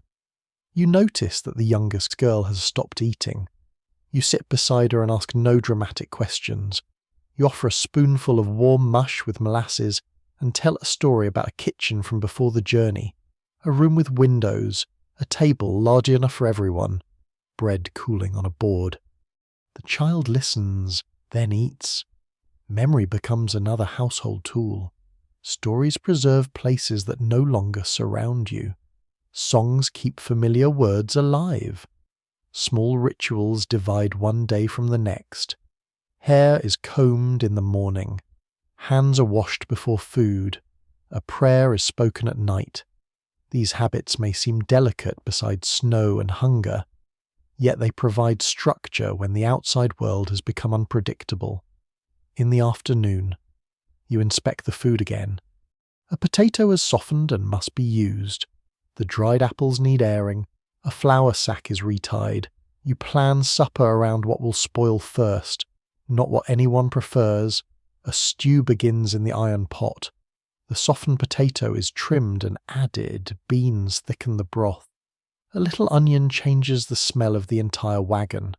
The meal simmers slowly while you patch the baby's wrapping.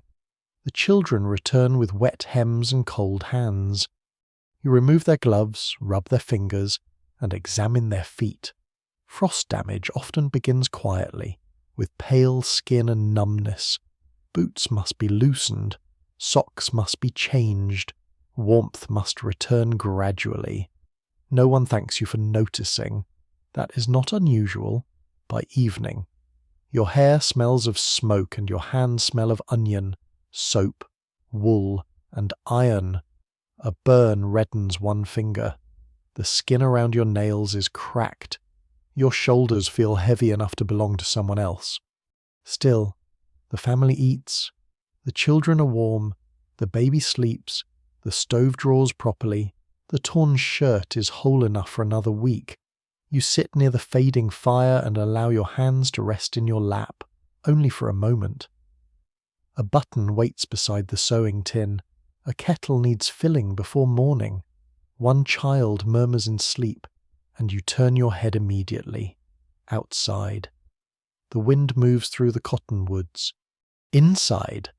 The household continues because you continue, carrying its countless small needs from 1 hour into the next, and beyond the canvas, where darkness surrounds the animals and snow covers the woodpile. Another part of the family's labour is still unfolding in the bitter open air. Outside the wagon, winter feels larger.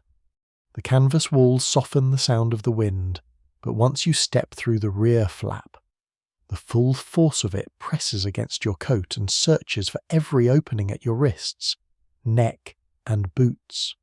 Snow moves across the ground in pale ribbons. The cottonwoods creak above you, somewhere near the animal shelter. A bell gives one dull note. The first task is to count the livestock. You find the oxen standing close together, their backs powdered white.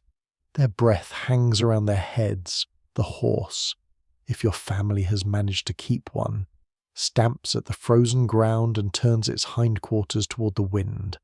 Animals are not simply companions or property. They are transport, labour, milk, meat in an emergency. And the difference between leaving in spring and remaining stranded. You run a hand along an ox's shoulder. The hair is cold, but the body beneath it is warm. You inspect the hooves for packed ice and cuts. Frozen mud can harden between the toes, causing pain and lameness. Each hoof must be cleaned with a stick or iron pick while the animal shifts its weight impatiently. Oxen were widely used on overland trails because they were strong, steady, less expensive than horses, and able to survive on rough grazing. They moved slowly, but they tolerated difficult conditions with a calm endurance that suited heavy wagons. Calm endurance is useful until the grass disappears. Snow covers most of the remaining feed. The animals paw at it with their hooves, exposing dry stems beneath. But the forage is thin. You carry hay or cut grass from the stores, measuring each armful carefully. Feed vanishes faster than expected. An ox consumes a great deal, and there are no sacks of magical frontier grain waiting behind the trees. If the animals lose too much weight, they may be too weak to pull the wagon when Thor arrives. You walk beyond the shelter with a scythe and rake, searching for tall grass along the protected side of the creek. Some stems remain above the snow. You cut what you can, bind it into bundles, and drag it back over the frozen ground. The work warms your chest but freezes your hands. Breath dampens the scarf around your mouth. Sweat gathers beneath your coat. This is dangerous in deep cold because wet clothing steals heat once you stop moving. You loosen the coat while working, then close it quickly before resting. The animals need water too. Leading them to the creek is risky when the banks are slick, so you break a wider opening in the ice and guide them one at a time. The ox lowers its head and drinks slowly. Water beads along its muzzle and freezes into tiny crystals. One odd piece of animal care involved rubbing fat or grease onto exposed areas of skin to protect them from cracking and cold. It could help in some conditions, though it also collected dirt and gave every curious dog a reason to become interested. After watering, you examine the shelter. It is a low structure made from poles, brush, and canvas, positioned behind the grove. One side has sagged under snow. You push the accumulation away with a long pole and tighten the supporting ropes. The shelter must block wind without trapping too much moisture. Animals breathe heavily, and damp bedding can become cold bedding. You spread fresh grass beneath them, remove the wettest patches, and open a small gap on the sheltered side for air. Then comes fuel. The wagon stove has an appetite of its own. You walk into the grove carrying an axe and rope. Fallen branches are best because cutting living trees takes more effort and the fresh wood burns poorly. Yet many fallen limbs are buried beneath snow or soaked from earlier storms. You scrape snow away from a branch and strike it with the axe. The sound is sharp and clean. Frozen wood can split well, but every cut sends vibration through your arms. Chips jump onto the snow. You work until the branch separates, then trim it into length short enough for the little stove. Large pieces must be split. You set a log upright on a flat stump and raise the axe. The blade falls. A narrow crack opens down the centre. Another blow widens it. You keep your feet apart and well away from the path of the blade. A damaged boot or leg would be disastrous here, where medical help is distant and every adult worker matters. People often imagine frontier men spending winter days hunting, but much of their labour was less dramatic. Cutting fuel, tending livestock, repairing harness, clearing snow, carrying water, and maintaining shelter consumed long hours. The wood is tied into a bundle and dragged back. Snow catches beneath it. Branches snag against roots. By the time you reach the wagon, your shoulders burn and your gloves are damp. You stack the fuel under cover, separating dry pieces from green ones. The driest wood is saved for starting fires. Damp wood goes near the shelter, where air can reach it without allowing snow to settle directly on top. Now the harness needs attention. Leather stiffens in cold weather, buckles freeze, straps crack where they bend. You bring the worst pieces near the wagon entrance and rub them with grease, working each section slowly between your hands. A broken trace in spring could halt the entire journey. Repairs cannot wait until departure. You replace one worn fastening with a strip of rawhide. Another buckle receives a new pin shaped from wire. The repairs are plain but strong enough. Investigators still disagree about how much winter hunting contributed to the survival of stranded emigrant households. Some families gained vital meat from deer, rabbits, birds, or buffalo, while others found game scarce, ammunition limited, or hunting too dangerous to justify the effort. Today, you take the gun and follow tracks beyond the grove. The snow records every movement. Rabbit prints cross near a brush pile. Farther out, larger tracks lead toward the hills. You move slowly, placing each boot carefully. The wagon disappears behind the trees sooner than expected. The silence here is deeper. No children, no kettle, no creaking bunk. Only wind, your breathing, and the faint crunch beneath your feet. You follow the rabbit tracks until they vanish among tangled branches. Nothing moves. Your fingers grow stiff around the gun. Hunting can consume hours and return nothing but cold. You turn back before the weather worsens. Near camp, you discover fresh prints circling the animal shelter. They are narrow, with clear claws. Wolf, perhaps. The tracks do not mean an attack is certain. Wolves often keep their distance from people, but hungry animals may test weak fences or isolated livestock. You strengthen the brush barrier and bring the smaller animals closer to the wagon. At dusk, you light a lantern and make another round. The oxen are fed.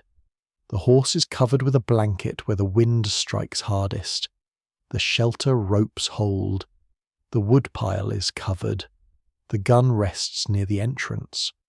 Your face aches from cold. Ice clings to your beard or scarf.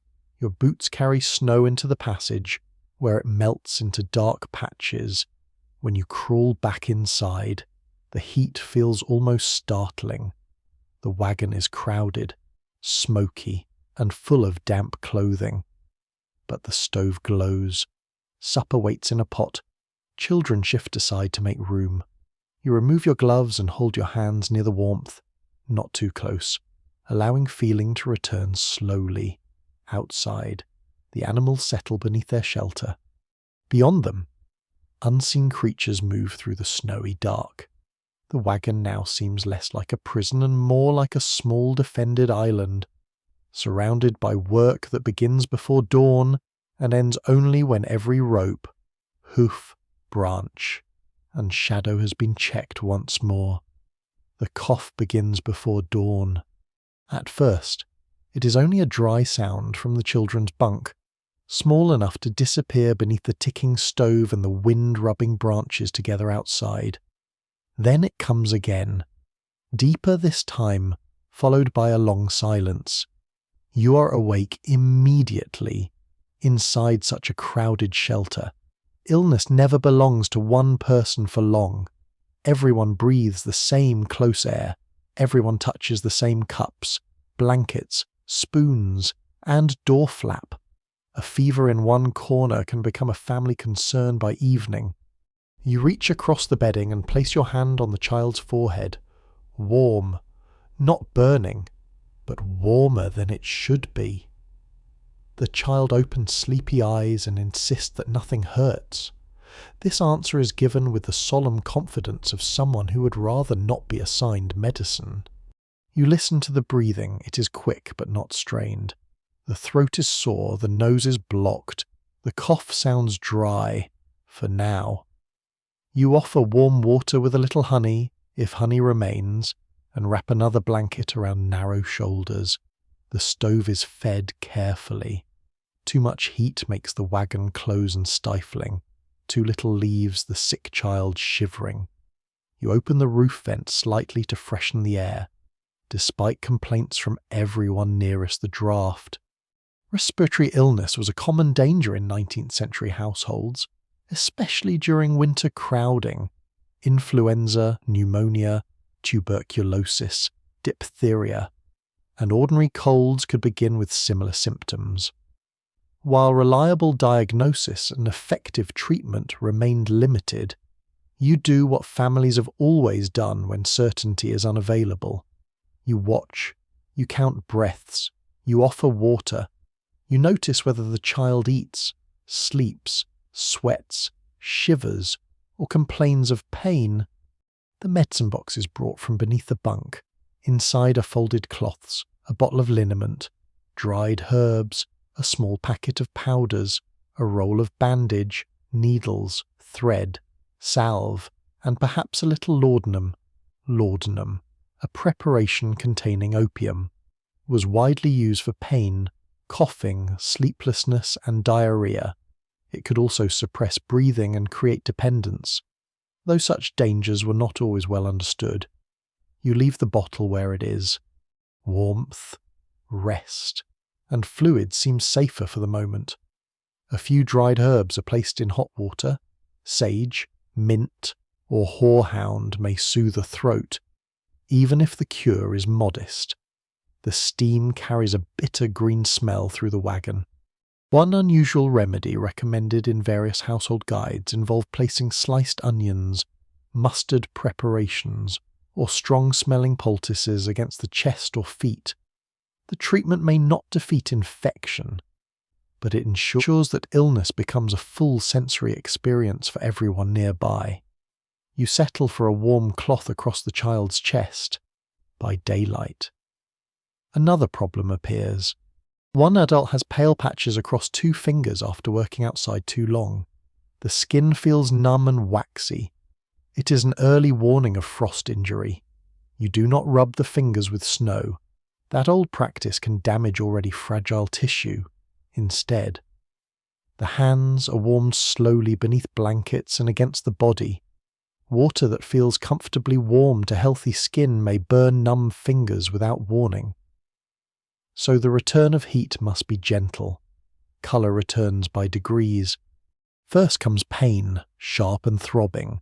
Pain is unpleasant, but in this moment it is also reassuring. Feeling means the tissue is waking. Boots and socks are inspected. Dampness is found near the toes. The socks are replaced, and the boots are dried near the stove without placing them close enough to shrink or harden the leather. Medical historians continue to examine how frontier families balanced inherited remedies. Printed advice, indigenous plant knowledge, midwifery traditions, and the limited services of trained physicians. The evidence suggests a practical mixture. Though written records often favour the treatments of literate settlers and overlook other sources of knowledge, the nearest doctor may be days away. Even if someone knows where to find one, snow may make the journey impossible. A trading post or military fort might have medical supplies. But distance turns every request for help into a risk, so the wagon becomes a sick room. The child's bedding is moved closer to the centre, away from the cold wall. A cup is marked for separate use. Cloths are washed in hot water. The air vent remains open for short periods. The children are told not to crowd the patient.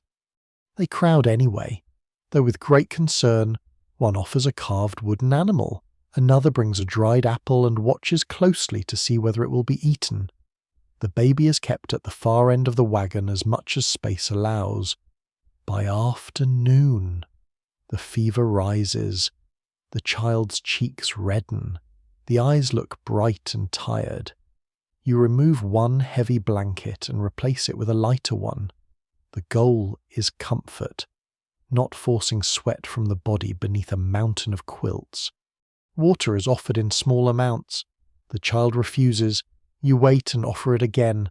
A spoonful is swallowed, then another. Illness changes time inside the wagon. Minutes become measurements. When was the last drink? When did the coughing begin? Has the fever risen? Is the breathing easier when the child sits upright? Outside, chores continue, but every person returning through the flap looks first toward the bunk. No one says the worst possibilities aloud. You remember other families on the trail, graves beside the road, names cut into boards or stones. Illness carried away people who had survived rivers, storms, accidents, and months of walking. The memory sits quietly in the wagon. Then evening brings a small improvement. The child asks for broth. You warm a thin mixture of beans, onion, and salt. Strain it, and carry the cup carefully. Only a few spoonfuls are taken, but they remain down. The cough loosens, breathing slows. The forehead is still warm, though not hotter than before. No one celebrates. Hope is handled carefully here. Night requires a watch. One adult sleeps while another remains awake beside the child. The lantern is turned low. The stove receives small pieces of wood. Every cough pulls your attention from the shadows. You replace the damp cloth. You check the pulse at the wrist. Though you do not own a clock precise enough to count it properly, you judge its speed against your own heartbeat. Near midnight, the child begins to sweat. The hair grows damp at the temples. The fever seems to ease. You change the wet shirt quickly, protecting the small body from the cold air, then tuck dry blankets around it, across the wagon. Someone exhales slowly. The danger has not passed, but the night feels less narrow. Other medical fears remain close. A deep cut from an axe can become infected. A burn from the stove can blister badly. Spoiled food may bring violent sickness. Tooth pain can become unbearable. Childbirth may begin with no trained attendant nearby, and no room larger than this wooden box. Women on the frontier often relied on experienced neighbours or midwives during birth, when none were available. Family members assisted using memory, courage, and whatever clean cloth and water they could prepare. You glance at the stored linens and medicine chest, knowing they are not enough for every emergency. Nothing is enough for every emergency. That is the truth beneath frontier medicine. Skill matters, cleanliness matters, rest, food, warmth, and observation matter. Yet chance remains in the room toward morning. The fevered child sleeps more deeply. The cough still comes, but less often. Outside, the snow has stopped. The grove stands silent beneath a pale sky. Smoke rises steadily from the chimney. Inside, the family moves softly. Breakfast is prepared without clattering bowls, Boots are lifted instead of dropped. The baby is carried near the entrance to keep its cries farther from the bunk. The wagon has become quieter through shared attention. You sit beside the sleeping child and feel the forehead once more. Cooler, not cool. Not cool, but cooler. For now, that is enough. And as the others prepare for another day, you begin to wonder whether any nearby family has medicine, fresh food, or knowledge that might help if the fever returns. The first sign of company is not a voice, it is smoke. A thin grey column rises beyond the trees to the south, faint against the pale morning sky. At first, you think it may come from your own chimney, bent by the wind and carried strangely across the grove. Then the smoke thickens and holds its place. Someone else is nearby. The discovery changes the air inside the wagon. The children crowd toward the rear flap. The sick child lifts their head from the bedding. Adults exchange the careful look used when hope and caution arrive together. Neighbours may mean help. They may also mean more mouths, more illness, more competition for fuel, and more questions about supplies no one wishes to answer honestly. You wrap yourself against the cold and step outside. Snow squeaks beneath your boots. The sky is clear and the wind has weakened. From the small rise above the wagon, you can see a dark shape among distant cottonwoods. Perhaps another wagon, perhaps a shelter built against the bank. You do not walk toward it immediately. First, you inspect the camp. Food is covered, the animals are secured. The gun remains near the entrance, not raised or displayed, simply available. Frontier hospitality often includes a quiet awareness that strangers are unknown until they are not. By midday, two figures appear along the creek. One is a man leading a tired horse. The other is a woman carrying a basket beneath her cloak. They move slowly through the snow and raise a hand before coming too close. Their family has stopped less than a mile away. They have seen your smoke. You invite them toward the fire. The entrance passage is too narrow for ceremony. Boots are brushed, coats are shaken. Everyone squeezes inside until the wagon feels smaller than ever. The visitors bring cold air, snow, and the welcome smell of fresh bread. It is not much bread. It is one round loaf, dark and coarse, carried as a gift. Among emigrant communities, sharing labour and provisions could be essential during illness, storms, river crossings, accidents, and winter delays. Wagon trains were often temporary societies in motion, held together by cooperation even when arguments, rivalries, and distrust remained close beneath the surface. The woman asks about the child. You describe the fever, cough, and slow improvement. She listens, then opens the basket.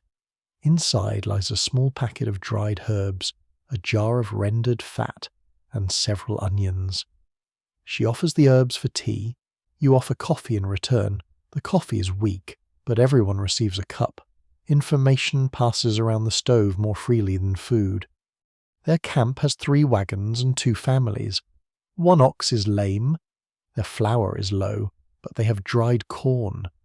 They found a better stand of fallen timber near the southern ridge.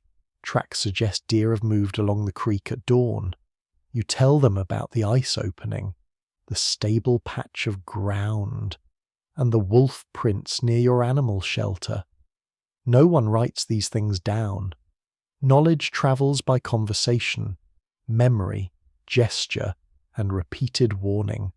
One curious custom of trail hospitality was the exchange of tiny luxuries rather than large gifts. A spoonful of coffee, a pinch of spice, a needle, a scrap of tobacco, or a little yeast might carry more emotional weight than its size suggested in a winter camp. One onion can arrive like a banquet. The visitors stay through the afternoon. The man examines the cracked wagon bow and suggests another binding point. He has a hand drill, which your family lacks. A new hole is bored through the wooden brace, and a peg is driven into place. In return, you help repair his horse harness. Nothing is counted precisely. Each family remembers the balance in its own way. Before leaving, the woman looks again at the sick child. She advises warm broth, clean cloths, and patience. Her remedy is not dramatically different from your own, yet hearing it from another person eases something inside you. Tomorrow, you agree to visit their camp the next morning. Several of you follow the creek south. Their shelter appears behind a low wall of brush and snow. One wagon stands partly buried. Another has been joined to a shallow dugout cut into the bank. Smoke rises from a pipe pushed through a roof of poles and sod. Inside, the space is dark but warmer than expected. The families have arranged their wagons facing one another, with canvas stretched between them to form a shared work area. A kettle hangs over a protected fire pit. Corn dries in cloth bags near the roof. Children sit together on a blanket, staring at you with open curiosity. Soon your own children join them. Within minutes, they're trading pebbles, stories, and highly inaccurate descriptions of the storm. The adults discuss fuel. If each family cuts separately, time is lost. If several people work together, one group can fell and split dead timber while another hauls it back. The stronger animals can pull a crude sled. A shared work party begins that afternoon. Axes strike in alternating rhythms, branches crack, ropes tighten. The sled groans across the snow beneath a growing load of wood. This is not generosity in the sentimental sense, it is practical survival. The woodpile at each camp grows faster because labour is combined. Those who study overland communities continue to debate how durable these winter alliances became. Some partnerships lasted only until the weather improved. Others created friendships, marriages, business ties, or future settlements. The record shows both deep cooperation and bitter disputes. A few days later, another visitor arrives. He comes alone from a trading post farther west, carrying news, salt, and several small goods. He knows the creek valley and warns that spring flooding can rise quickly along the lower bank. He also speaks of indigenous families who have used the region seasonally. Their knowledge of water, shelter, game, and weather reaches far beyond anything the emigrants have learned in a single crossing. Yet contact between newcomers and native communities is shaped by unequal power, fear, trade, misunderstanding, and the expanding seizure of indigenous land. A local guide later visits the combined camps. He studies the animal tracks, the shape of the snow, and the direction of the wind. He points toward higher ground where dry wood remains beneath a rock shelf. He shows how the creek bends near a deeper pool that may remain open longer. In exchange, the families offer food, cloth, and metal goods. The meeting is careful. Words are limited. Gestures do much of the work. You understand only fragments, but the practical advice is clear. Do not store food beside the lower bank. Move the animals before the next thaw. Watch the sky when warm wind follows deep cold. The warning changes the camp plan. Supplies stored outside are moved up slope. The animal shelter is strengthened. A path is cleared toward higher ground in case water rises suddenly. Cooperation spreads through small routines. One family bakes while another gathers fuel. Someone with better sewing skills repairs mittens. A man who understands wagon wheels checks each hub. Older children carry messages between camps. A grandmother from the southern shelter tells stories to all the younger ones while their parents work.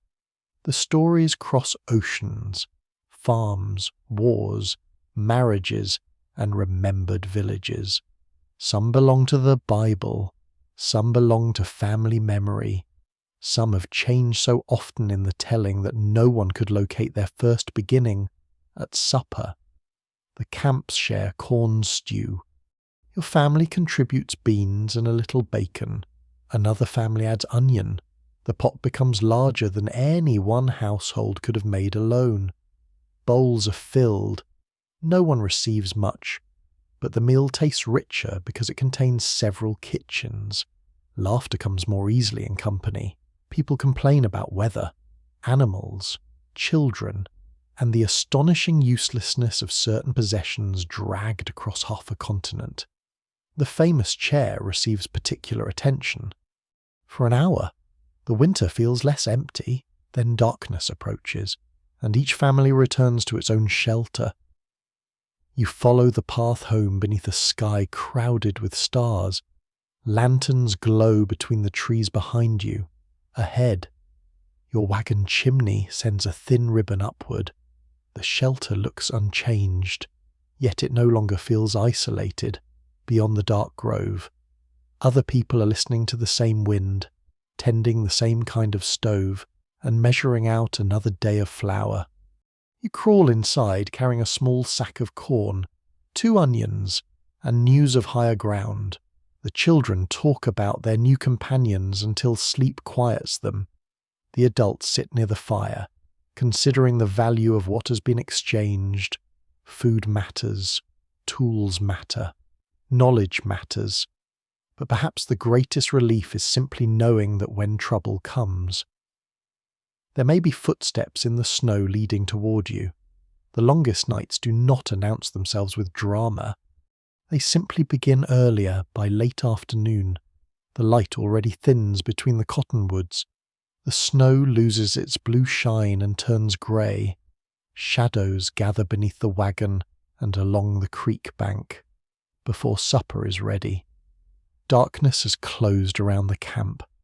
You begin to measure the day by flame.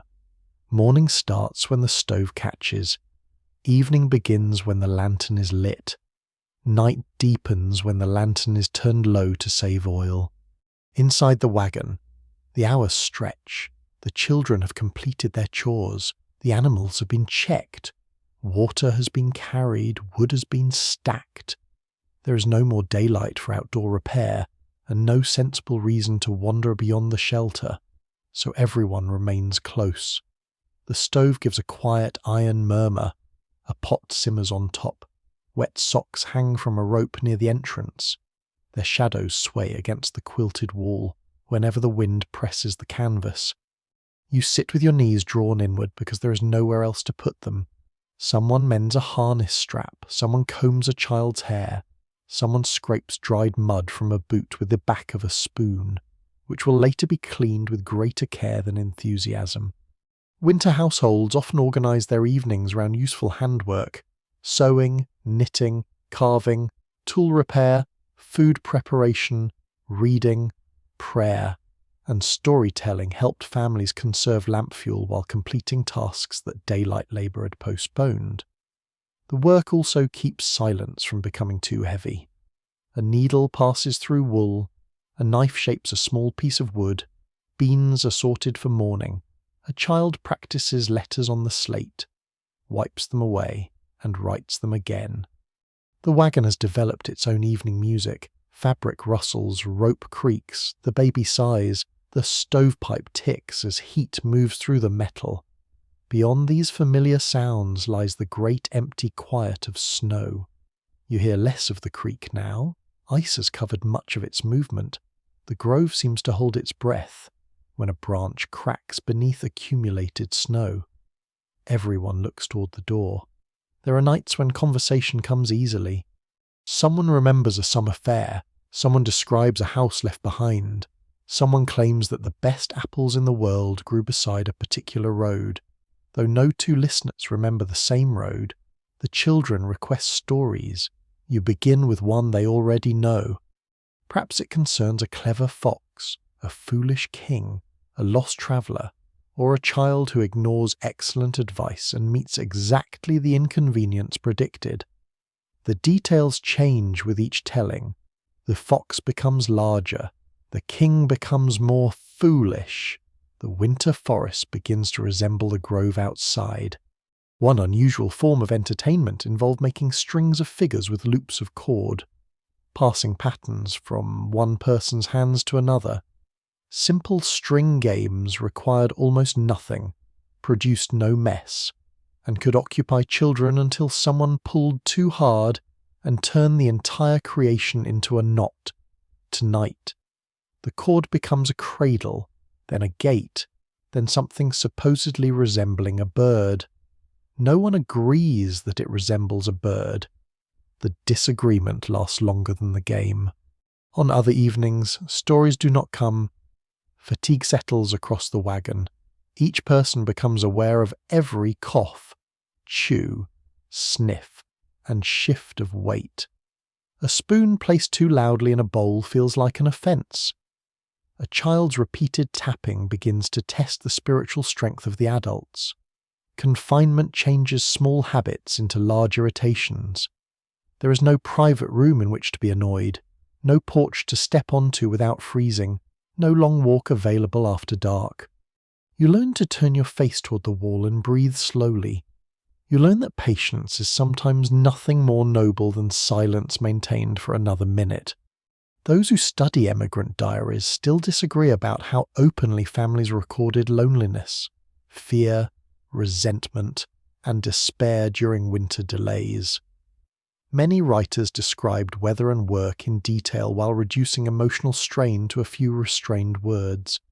That reserve may reflect custom, privacy, faith, or the simple difficulty of naming exhaustion while still living inside it. There are clues. A sentence repeated in a journal, a sudden argument over food, a reference to sleeplessness, a prayer written larger than usual. You feel the strain without needing to name it. The journey has stopped, but uncertainty has not. You do not know how long the cold will last. You do not know whether the animals will remain strong. You do not know whether the flower will reach spring. Stillness gives every worry time to sit beside you. At night, you imagine the trail beyond the hills. You picture the destination that remains somewhere ahead, untouched by your delay. Perhaps there is land waiting. Perhaps there is a town. Perhaps the entire promise that carried you west has changed shape while you have been trapped beneath snow. Then someone adds wood to the stove. The flame catches. The room brightens for a moment. You return to what is near. A torn glove, a sleeping child, a cup that needs rinsing. Routine becomes protection against thought that travels too far. Each evening follows a pattern. Supper is served, bowls are cleaned. The next day's fuel is brought inside to dry. Boots are arranged near the entrance. The lantern wick is trimmed. The chimney draught is checked. Prayer may come before sleep. The words are familiar. And familiarity matters. They offer a sequence that does not depend on weather. Gratitude is spoken for food, shelter, recovery, neighbours, and another completed day. Sometimes the prayer includes those buried along the trail. Sometimes it includes family far behind. Sometimes no one has energy for more than a few quiet sentences. The children settle into their bunks. One asks how many days remain until spring. No one knows. You answer with signs instead of numbers. The sun will climb higher, the snow will soften, birds will return, water will run loudly beneath the ice. These promises are true, though their timing remains hidden. The child accepts them and closes their eyes. Adults remain awake. The stove must be watched until the fire lowers. A sudden gust may disturb the chimney. The animals may call outside. The sick child may cough again. You listen to the wind and try to judge its meaning. A steady wind is familiar.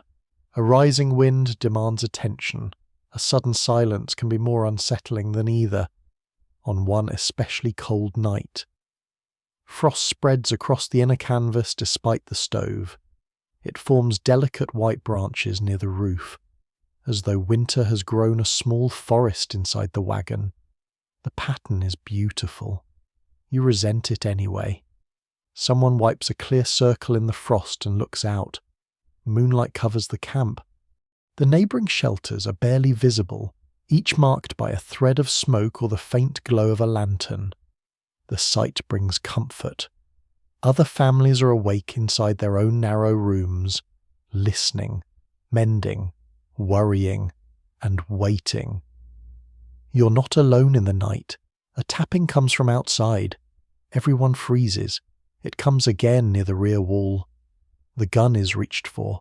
The lantern is raised. You open the flap carefully and peer into the cold. A branch has loosened above the entrance and is brushing the canvas. Nothing more. You cut it away and return inside, carrying a rush of frozen air with you. The children ask what happened. You say the tree wished to visit. This explanation is accepted more readily than the truth.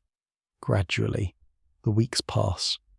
You mark days with notches on a board, then lose count after using the board for a repair. You remember Sundays by prayer and rest when work allows. You remember birthdays if someone recalls them in time. The winter seems endless because each day resembles the last. Yet change is occurring quietly. The flour sack lowers. The woodpile shifts. Children grow accustomed to the bunks. Hands become skilled at tasks that once felt awkward. The wagon no longer feels temporary in the same way. It smells, sounds, and narrow paths have become known. You can reach the water cup in darkness. You can tell which child is moving by the creak of the rope. You know the stove's moods from a single metallic click. One night, you wake before dawn and notice that the darkness feels different. The wind is softer, water drips somewhere beyond the canvas. Only once, then again, a tiny sound, a patient sound. You lie still and listen as another drop falls from the roof edge, suggesting that even this long winter has begun. Almost secretly, to loosen its hold, the dripping continues after sunrise.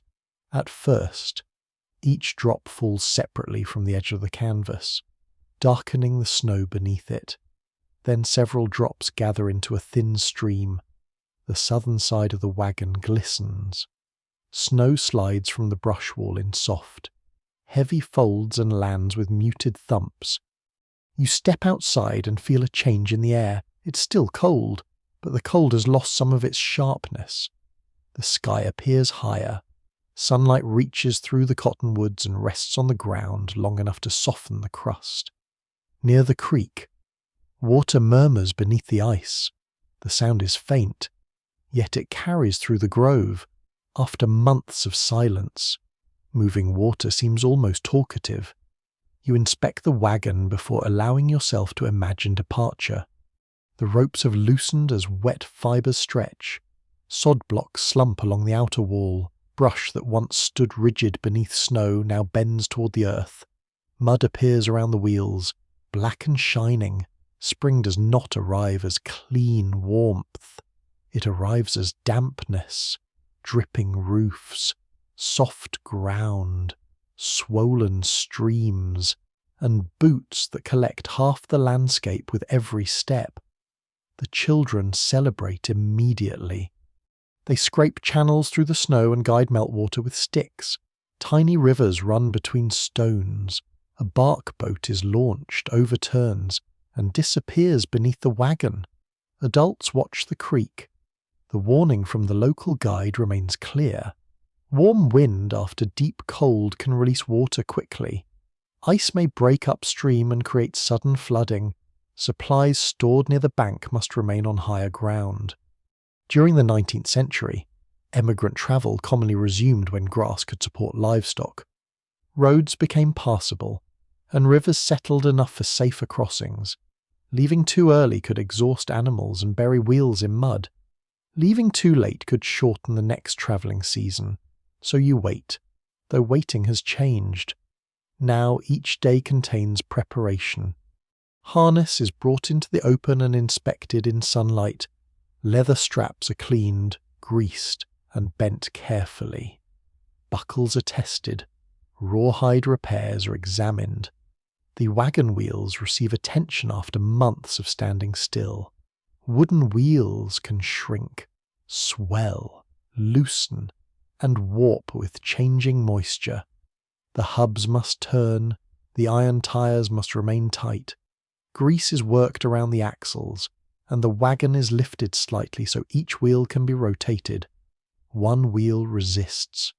Several people push. It moves with a groan, scattering dried mud from the rim. The children applaud as though the wagon has performed a trick, a strange maintenance method sometimes used with loose wooden wheels, involved soaking them in water so the wood would swell and tighten temporarily. It could help in an emergency, although it did not replace proper repair. Frontier machinery often survives through a combination of skill, moisture, and determined optimism. The food supply is counted again. The flour sack is nearly empty. Beans remain, though fewer than expected. There is salt, some corn, a little dried fruit, and enough bacon to flavour several meals. Winter has consumed the abundance with which you arrived. It has also changed the family. Children who once needed help with every chore now carry water without spilling much. Hands know how to tighten ropes, judge stove heat, sort fuel, and listen for danger in the wind. The sick child has recovered. Though the cough lingers in the morning, the animals are thinner. You run your hand along the oxen and feel ribs beneath their winter coats. Fresh grass begins to show on sunny slopes, but it is sparse. Departure must wait until grazing improves. Those who interpret trail records differ over how families decided the exact moment to resume travel after an improvised winter camp. Weather, animal condition, food supply, local advice, and the pressure to reach a destination all competed. No single sign could guarantee safety. The neighbouring families gather to discuss the route. People stand around an outdoor fire while smoke rises into mild air. One person favours leaving within the week. Another argues for 10 more days. The trading post messenger has reported deep mud farther west. You look toward the hills. Patches of brown earth spread across their southern faces. Birds have returned to the grove. Their calls seem startlingly bright after the long quiet. At night, the wagon no longer holds heat as desperately. The stove burns less fuel. The roof vent remains wider. Damp blankets are carried outside during the day and spread over ropes. Sunlight lifts months of smoke and enclosed air from the wool. The smell is not entirely pleasant. Winter has left evidence in every fabric. Bedding is beaten. Clothing is brushed. Boxes are emptied and repacked. Mouse damage is discovered in one corner. A forgotten onion has become something no one wishes to discuss. The wagon begins turning back into a vehicle. The hanging cradle comes down. Sleeping shelves are dismantled. Boards return to their places along the sides. Rope is coiled and stored. Straw bedding is carried outside, burned where safe, or added to the animal shelter. Each removal makes the interior larger. It also makes it less familiar. The children object when their game space disappears beneath crates. The adults feel an unexpected sadness as the quilt lining is untied from the canvas. Those quilts held warmth, smoke, whispers, arguments, fever, stories, and the soft movements of sleeping bodies. Now they are folded. The outer walls come down next. Sod blocks are lifted away from the poles.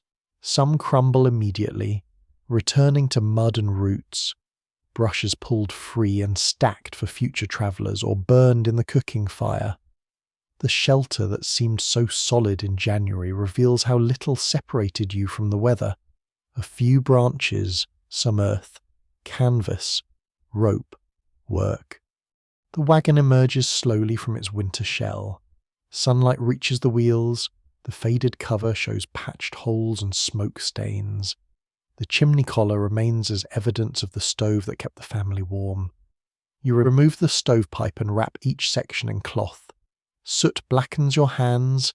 The little iron stove cools outside before being tied beneath the wagon again. By the final evening, the shelter is almost gone.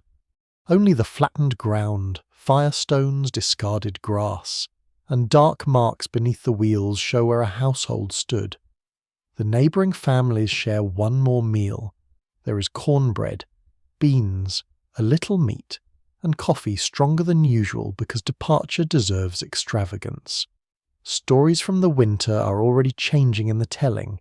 The storm grows larger, the wolf tracks move closer, the frozen creek becomes deeper. The famous chair is accused of several crimes. Laughter passes around the fire, morning arrives clear, oxen are yoked beneath the wooden bows, supplies are checked, water containers are filled, children climb into their places, then climb out again because someone has forgotten a spoon. At last, the wagon moves, the wheels resist the soft earth, then roll forward, mud grips the rims, harness creaks, the oxen lean together and pull. You walk beside the wagon as you did before winter, yet the sound of the wheels feels different now. Behind you stands no cabin, no permanent house, no monument. The earth will soon cover the marks, grass will rise through the old floor, rain will soften the fire pit. Another traveller may pass without knowing a family spent an entire winter there. But you remember the first snow against the canvas. You remember warm stones beneath blankets, beans simmering on the stove, children whispering in bunks, and footsteps arriving from neighbouring camps. The wagon carries those memories forward, so do you. The trail bends beyond the grove, the creek flashes between broken sheets of ice, birds call from branches overhead, and the morning sun warms one side of your face. You do not look back again. The winter home has returned to the road, and now, as the wheels turn slowly beneath the open sky, you can let the sounds begin to soften. The creaking becomes gentler, the hoofbeats settle into an easy rhythm. The voices around you drift farther apart, no longer urgent, no longer sharp. You feel the road beneath your feet, firm enough for another day, while behind you the old campsite grows quiet beneath the mild spring light. The wagon moves forward without hurry. Canvas lifts softly in the breeze. A kettle touches the side of a crate with a small, familiar note. You carry the winter with you, but it no longer feels heavy. It rests in folded quilts, patched clothing, darkened cookware, and the remembered warmth of people gathered close together. The cold nights are finished. The stove is silent. The snow has become water running beneath the trees. You may imagine the abandoned hollow returning slowly to itself. Mud dries, grass straightens. The firestones cool beneath the sun. Tiny leaves open along the creek, and the last patch of snow disappears into the earth without ceremony. Nothing there needs you now. The road continues, pale and quiet, beneath a widening sky. Your breathing slows with the motion of the wagon, in, out. The wheels turn, the animals walk, the family settles into the old rhythm, changed but still together. Ahead, the land is unknown, yet for this moment there is no need to solve it. There is only sunlight on the canvas, only the soft pull of the harness, only the fading whisper of water behind you. You let your eyes grow heavy as the trail carries you onward, mile by gentle mile, while the winter home becomes a distant memory, then a story, then something as quiet as a dream. And now the wagon rolls beyond the bend. The grove disappears. The morning grows warm. You rest. You are safe inside the hush of the journey, and the road, patient and endless, carries you softly into sleep, sweet dreams.